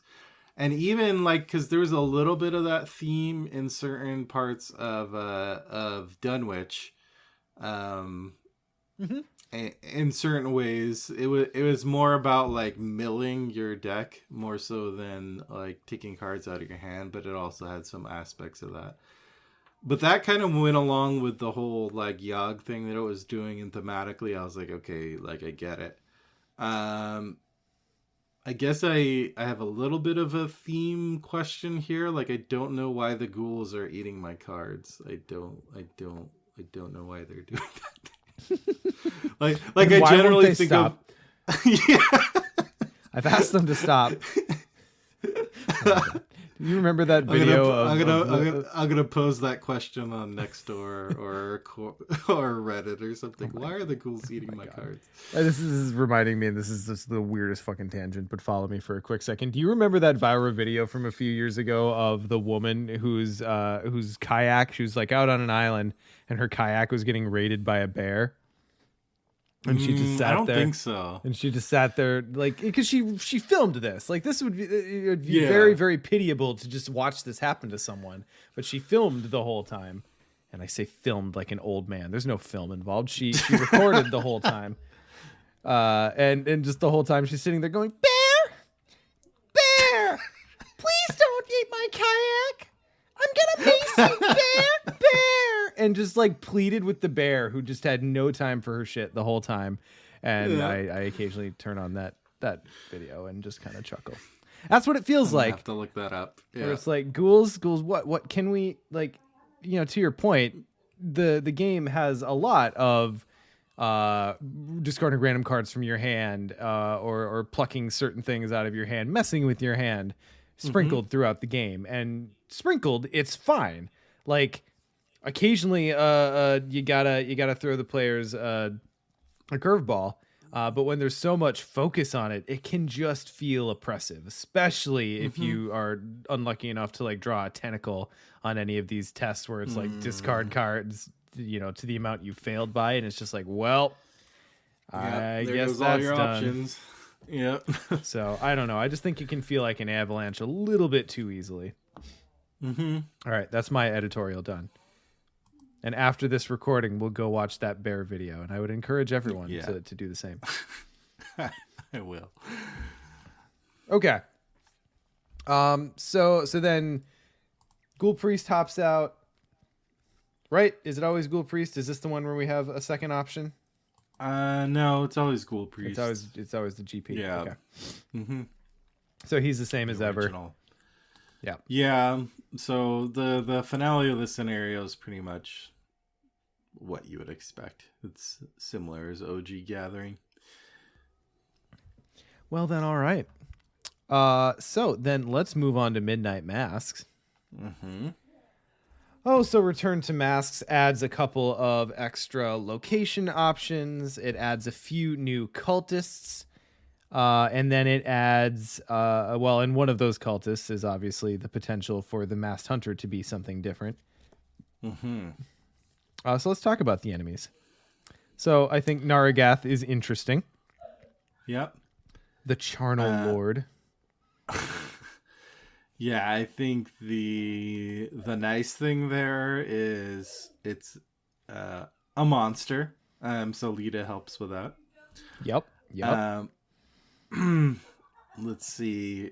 Basically turns off parlaying with enemies for like connecting locations. So I don't know, the times this has come up, that hasn't been a big deal, because usually whether the Masked Hunter or this guy comes up, I'm usually paying attention to them anyway and trying to get them off the board first. So So this guy's easier to hit than the Masked Hunter, but he does have more health. So he's got the base 4 and then +3 per investigator instead of the Masked Hunter's +2. So it's almost like you need Lita in play to break even on him. Yeah, for sure. So a little bit of a, I think it's nice. I think the big thing here is just having that variety of, you don't know which is going to show up. And you don't know whether Lita is going to be useful and what kind of approach you're going to need. They're not like totally different enemies, so either way, you know, you're just going to have to hit them until they die. But it's a little bit of variety at least. Yeah. And then the new neighbors that were added, we have Billy the Crooked Cop, Alma the Inquisitive Historian, and Jeremiah, your neighbor. We had Alma and Jeremiah show up in our game. Am I remembering that correctly? No, Billy showed up. We just didn't have a chance. Billy. Yeah. It was Alma and Billy. Alma, so this is funny because we laughed about Alma. So obviously in let me back up. In Midnight Mass, all of the cultists have that alternate parlay option rather than doing damage to them. Alma's is you draw the top 3 cards of the encounter deck to add her to the victory display. And we laughed. We laughed at the prospect of doing that. We're like, why wouldn't we just kill her? But things got so bad for us in Midnight Mass that we actually pulled the trigger on that one. Yeah, like I couldn't imagine a scenario where we'd actually have to do that, and then we gradually talked ourselves into it. Like, okay, maybe it's not the craziest thing. Like, it's one action to get rid of her that's guaranteed. Although you have to eat the encounter, and the encounter cards I got were actually fine. So yeah, but it could also happen where you get like draw 3 enemies in a row or something like that. So Yeah, where you go like disciple of the devourer, mysterious chanting yeah, or mask or something. I definitely like that ability. It's a cool kind of like, I guess, temptation for the player of whether they think that risk is worth it. And the thing I think about all these enemies and just how the scenario is constructed is like you can just kill them, so it's not like you have to do it, but it just provides a different way. So, and I like all of these, like Billy Cooper. His is if a monster enemy is defeated at his location. So he's a little bit different where you're not like hitting a test or doing some kind of parlay action. You just have to kill a monster in front of him. Yep. Which I guess thematically is because he's like super quick to dismiss all of this stuff. So like actually having to beat something up in front of him is like, oh, I can't ignore this anymore. Is that what that is? No, but he's a cultist, so he's in on it. I don't know. Yeah, that's the story there is nebulous. Yeah, or maybe you beat the shit out of a monster, and he's like, "Oh, I'm not fucking with these guys. I'm out. I'm outie." Yeah, that's my headcanon anyway. I think I like that one. Yeah, and then Jeremiah, which is essentially you're eating an extra doom unless you pass a willpower 4 test. Which honestly isn't the worst thing in the world if you can kind of save him to last and you kind of know what your quantities are. But yeah, they're cool additions, and I think they add cool flavor to. Now we have a cultist that could potentially spawn at any of the locations. I haven't had this experience with Jeremiah, but could you imagine auto failing on that? You add 4 doom on the agenda, and it could cause the agenda to. Oh man. Let's do the time warp again. I kind of don't know, given my luck, if I'd ever try that test. God, I don't know. That is scary, isn't it? It's just begging you to fail. God, and he looks so friendly. What a sinister man. Your next door neighbor. All right, so then new locations that got added. So just remixing the locations. Some locations like North Side got lower shroud and a cool move ability. East Town got a higher shroud, but you can add more ammo or supply tokens. Rivertown goes from a 1 shroud to a 4, which is interesting. Because like Rivertown's always the place where it's like, all right, I got nothing else I can do. I'm not set up. At least I can go to Rivertown and plunk away at some clues. But no, not if you draw the return version. Nope. And then Miskatonic University goes to the museum where you can exchange sanity for clues, essentially. So yeah, it definitely just adds a lot of variability to the map where you don't know what you're going to get and what the kind of different abilities they're going to have if you're counting on any particular ones. Mm-hmm. Yeah, and then I think the only other thing to mention, well, let's talk about the upgraded cultists, because I feel like this is probably one of the biggest differences in the box. If I had to venture a guess. So the the Cult of Amorthoth, is that what this one's called? Devourer's Cult, I think. Devourer's Cult. Okay, yeah. So the 3 disciples of the Devourer, a Corpse Taker, and 2 copies of Mask of Amorthoth. And these are all awful cards. These are all terribly awful cards. And I think in particular they're awful. They more punish lower player counts. In solo, these can be backbreaking. In 2-player, they're a lot. In 4-player, where people are more spread out, and the fact that spawning a doom-laden enemy at the farthest location might not put it that far away from the nearest investigator, maybe the threat is not quite as high in higher player counts, but holy cow. If you've got to move around the map to get to these things, it's so taxing. Yeah, because it already, like, Midnight Mass is already asking you to go fast. It's asking you to cover a fairly big map. You have to move a lot. But the fact you have to play whack-a-mole with these guys and compared to the Acolyte, which you can just throw at any empty location. So you usually just throw it next to you. Playing whack-a-mole, but like the moles show up in like the arcade across town. Yeah. So you got to keep going from arcade to arcade to track them down. Yes. Yeah, it's really this set of cards is what I remember most from Midnight Mass when I think about the return version, and it's really these cards that up the difficulty, and is why this box is kind of a nightmare version in a way, because it's because of these cards, and especially when you get to the higher number agendas beyond one, where not only do you have to place a doom, but you also have to place one of your clues on its location. One that's a nightmare because it's easy to forget, and then you have to question yourself later. Yep, definitely did a lot of that. But yeah, this is the effect I was mentioning with Lily and Monterey Jack, where I almost got 6 cultists. I had the clue, and guess what? This guy spawned and took my clue away to the furthest empty location. So yep, so gotta resign at that mean. point. Yeah. And there's nothing you can do about it. Like, nope. it's just gonna grab your clue all the way across the map, and good luck. So, yeah, you just have to have a lot of movement cards to deal with it. And then on top of those assholes, the Corpse Taker is like the Wizard of the Order on steroids.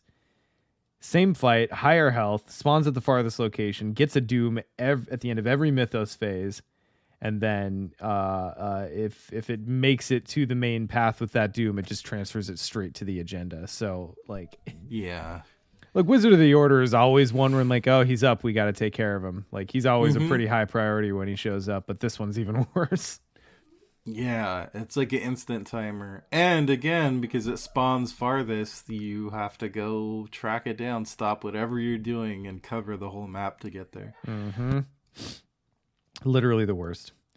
And top the whole set off with the masks of a Mordhoth that make these annoying cultists even harder to kill with 2 health.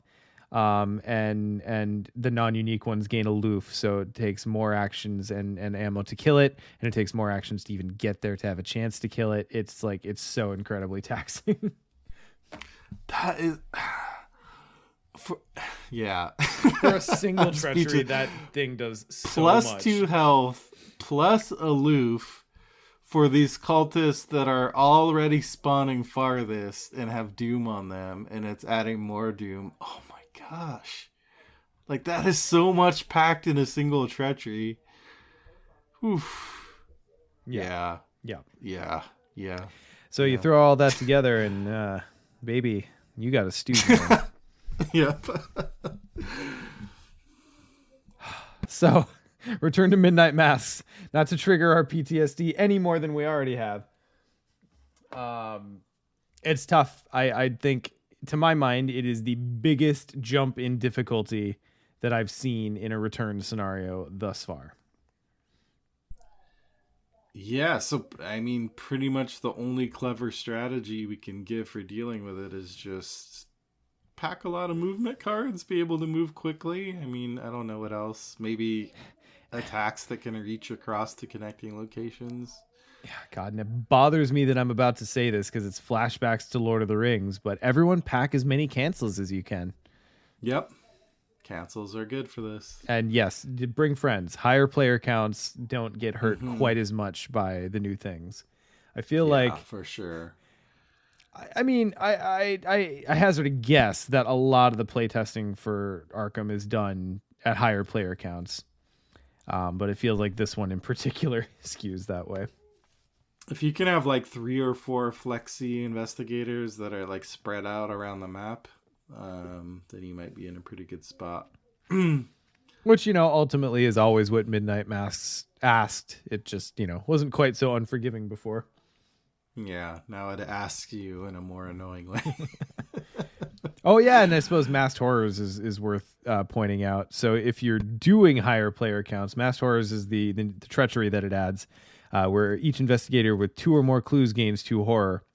And if no horror is dealt by it, it becomes Ancient Evils and just puts a doom on the current agenda. So both of those things are terrible because it really punishes people for specializing and holding on to clues.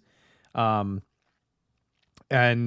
it's ancient evils in a cultist scenario, which is just a particular level of fuck you. Yeah, for sure. So it's a mood, and I'm over it. Return to Devourer. Speaking of a mood.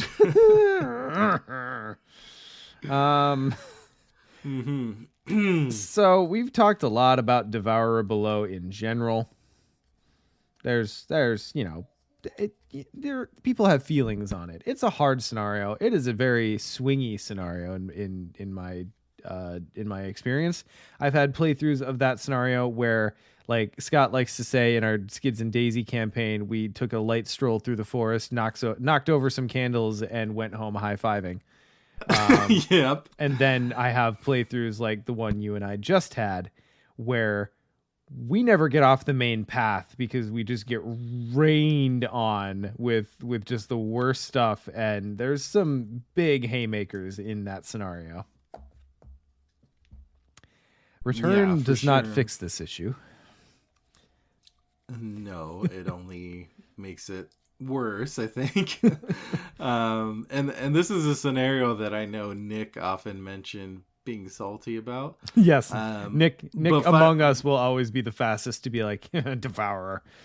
Yeah, and for my part, I didn't have those same feelings until we played it in Iron Man, because this is the most I've ever gotten blown out in that scenario. And I mean, I've definitely lost it before, don't get me wrong, but it wasn't as big a blowout. And now I kind of see where Nick's coming from. Yeah. When you just get rolled. You just get rolled, and like all the enemies come out, and then you pop the act and another enemy comes out, and everything's more powerful. And then the encounter deck starts taking swings at you with Mordhoth's Hunger, which is the new treachery that was added, where each investigator must discard one card at random from his or her hand, and each investigator who has no cards in his or her hand is kilt. Just straight up kilt. And it heals 1 damage from each enemy in play, because fuck you more. Yep. And this goes along with what we mentioned. There's other cards in this encounter deck that are making you discard cards. So yeah, this killed Lily in my my recent run. Thankfully, I was still able to be successful. So I didn't have too much salt. It was more of a cool like sacrifice moment. But and like in isolation, this card is fine. Like, I think it's kind of cool. Like, it makes you be a little tense if you don't have enough cards in your hand. It makes you think differently about keeping cards in your hand. But I think it's when you combine it with everything else that Devour Below does that it becomes a little potentially NPE. Yep. I mean, ultimately, we're not quite to final thoughts here, but I think ultimately my main criticism of Return to the Night of the Zealot is that, discarding cards from players' hands constantly is a way you can make the game more difficult. I personally don't find it to be a very fun way to make the game more difficult, because it takes away options. And the whole reason we like to push cardboard against other cardboard is because I think most of us find it fun to explore and execute on options. Yeah. And another thing about Mordha's Hunger, I just in general prefer, like, I think in moderation you can have encounter cards that impact every investigator, but in generally I don't like that. I like it better when it's just focused on the player who drew it. Yeah, because in general, global effects, as veteran Lord of the Rings players, we can tell you, drink. Yeah. And drink again. Just keep pouring it out for all of our lost elves. Just global encounter card effects can get out of hand so quickly if you get the right combination without the ability to address anything. I'm very glad that this game is generally steered clear of those. I'm looking at you, Nick. People love to bring up poisonous gas. As well they should. But anyway, I do think that going too heavy on it is NPE, as you said. And that is negative player experience. For anyone who doesn't follow the old LCG lingo. I realize that we have newbies constantly coming onto the podcast, and we use a lot of like lingo and jargon. So I think the one thing I will say for Return to Devour Below is I don't know how much the return version, other than this card we're talking about and the discard effects, really adds to, like, a lot of the swinginess of Devour Below is just present in the original version, and the return version doesn't necessarily do a ton to add to that. So whatever sins Devour Below has, I don't think that wasn't created by the return version. It was already there. Yeah. I think Midnight Mass is where the difficulty spike really comes in. What we already talked about. And Gathering has a little bit of a difficulty spike, and Devourer is just Devourer. Yep. Yep. So on the whole, like, as much as it sounds like we're griping, I am glad that Return to the Night of the Zealot exists. And to my point earlier, this is a campaign where doing the mixing up of the scenario sets is actually really cool, because this is the one place where you could lighten the burden of all that card discard stuff, not see like a crap ton of it. Like, even if you only see a little of it, it's normally a very meaningful moment where, like, even if you have to discard 2 cards at a given moment, like that's a thing. So I don't think it takes too much of the teeth off it to start mixing in some of the core set cards to these scenarios. Yeah, agreed. And yeah, although we have a little bit of salty feelings, I too am not like super down on this product. I'm glad it exists. I'm glad we have some variable options here. And I think if you look at it as like a very short campaign, you know, this is a 3 scenario campaign with if you don't add in any side scenarios. And if you view it as being a kind of more difficult version of that original 3 scenario campaign, then yeah, just keep that in mind. You take your investigators through it and see if they can survive what's kind of a gauntlet, and if you're in the mood for a like shorter, more intense campaign. And it's not a bad testing campaign. Like, at this point, Night of the Zealot's probably pretty on the side of boring. The boring side of the spectrum, anyway. Even a boring Arkham scenario is pretty damn fun. Yeah. It's good for testing. Like, if you just want to try out new investigators, it's good to kind of have a known quantity, and like you get a decent influx of experience in the first scenario. Like, it's a decent tester. I do like it for that. Agreed. All right, excellent. Well, we will be continuing our return to box reviews in the meantime, and hopefully at a certain point get a hold of Edge of the Earth and be able to talk about those campaign scenarios too. Did you see that, like, the scuttlebutt on the US release for the campaign box is like March? Oh, don't tell me that. I really hope that's misinformation, but that is that is indeed the scuttlebutt at the moment. Okay. Ugh. Yeah. I've just depressed myself now. I know. I mean, one day we'll talk about it. God, and like let's just wrap for a moment of how much of a bummer it is to kind of have this fragment in the community, because it's like no one's fault. It's like not like the thing leaked and all the leakers are out there like ruining it for everyone. People just have it because shipping's weird in COVID times, and it's just a really unfortunate thing.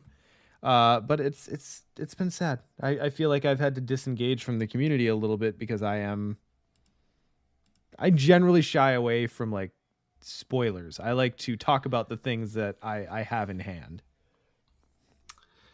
Yeah, I mean, it was part of the impetus for me being like, okay, I'm just going to import the thing. Like, part of it was my own impatience because I wanted it and to play with the cards. Don't get me wrong. But part of it, too, was like, I don't recognize half the cards that people talk about on Discord these days. Like, I just can't understand or engage in these conversations anymore. Like, I would like to participate in the community again. And so, yeah, and it's just a real thing. And then when the campaign box comes out, at different times at different places, it's gonna be that same thing in a different way, which is whereas player cards, people in general are more kind of open to spoilers.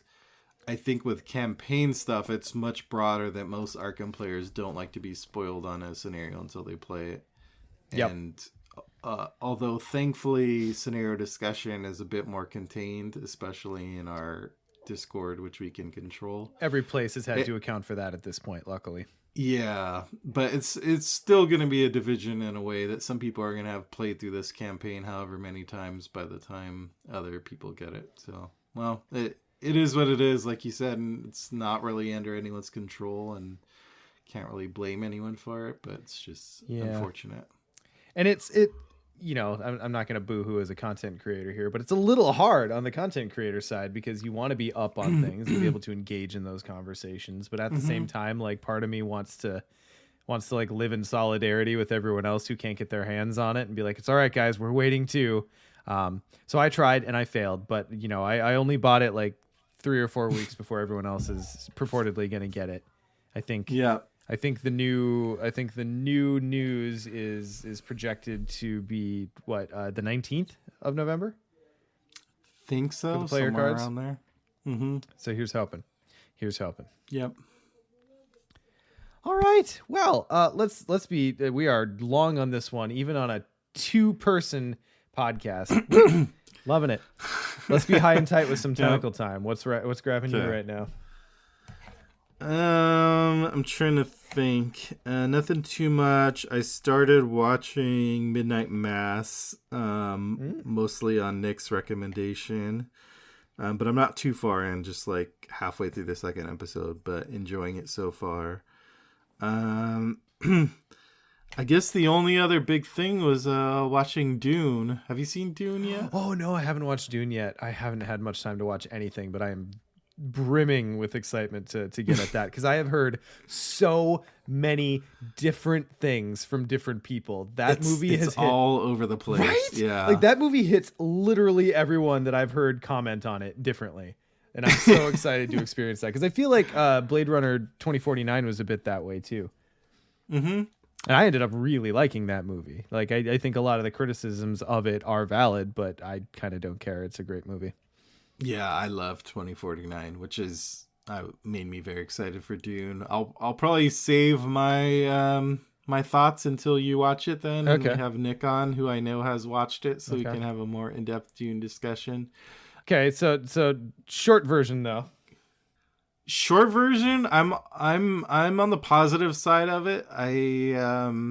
I think I like it more than a lot of other people I've seen, although I have seen some people who just really love it, and I don't know if I'm quite to love. I'm still exploring my feelings, but I definitely am more on the positive side overall for it. There's just a few things that I wish they'd done differently, but yeah. But similarly, I have seen a lot of people be all over the place, which is interesting because I feel like a lot of times in the current zeitgeist and culture, either people really jump on a movie and just trash it, and with maybe a small little contingent that are positive about it, or more rarely people really rave about a movie. More rarely these days. Boy, it is a vulnerable position to take to just genuinely like something. To just express positivity and enjoyment of something. Yeah, it just doesn't happen as often. That's why I love Tentacle Time. Yeah. But I guess it just tends to be really split and divisive, but I guess you could call this Dune divisive too, but it's in a different way where it's just like you said, people are all over the place. So someone might dislike it, but they dislike it for a different reason than someone else. So I'm not hearing a lot of the same critiques. It's people are just kind of approaching it in very different ways. So it's interesting. Yeah, it's not like The Last Jedi where everyone hated it. We are not going into that discussion again. I refuse. That pause was 9 months pregnant. Holy God.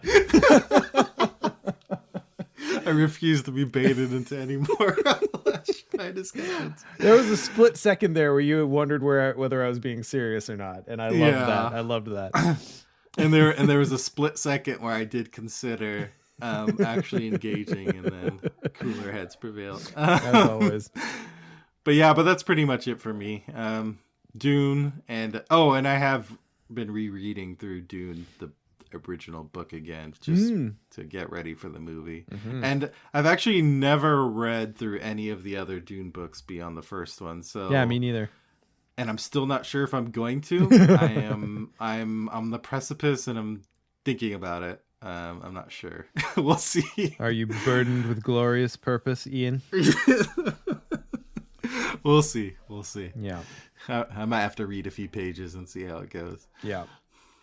Well, let me know what you think. I too have debated that myself, but I finished the first Dune and I was like, oh, okay. All right. Love it. Like, I just didn't really need anything more. It ends so well.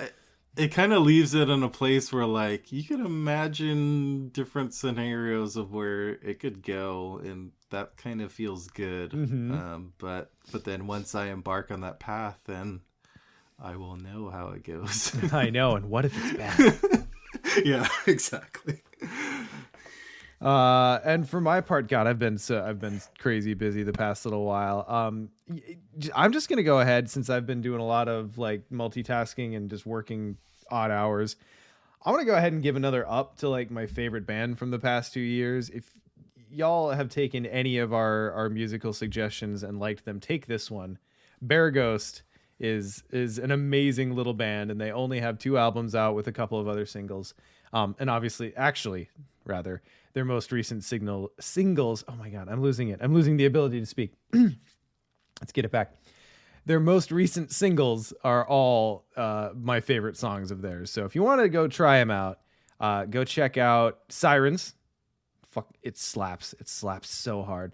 Banky Blaine's Banky Blaine's Rockabilly Barbecue, Big Town Banky Blaine's Rockabilly Barbecue, and Haunt, the cartoon ghost. It's great. It's like kids who grew up listening to like Avenged Sevenfold and Panic at the Disco and watching Disney movies decided to get together and do a band about that. And it is so good. I am here for it. They have a song called Star Killer, which is, I was talking to Scott about this, and he didn't realize that this is what the lyrics were about. But it is a song about Emperor Palpatine trying to court Anakin Skywalker to the dark side of the Force by building the Death Star. And that's why it's called Star Killer.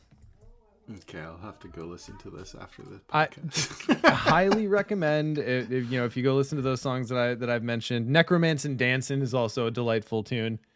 And She-Rex is pretty good. Like, good songs. Go check them out. Out. Like if I were going to push any musical suggestion, this is one that I think it would resonate with a lot of people. So, Bear Ghost. I'm looking at the lyrics right now. This is great. It's such a good song. All right. Excellent. Well, thank you everyone for joining us for episode 117 of Mythos Busters. We will catch you guys next time. Don't forget, it's November 12th, and 2 lucky people who show up just for the price of showing up are going to get to walk away sometime later from the mail with an Edge of the Earth investigator box. So be there or be square. Okay, bye now. Bye.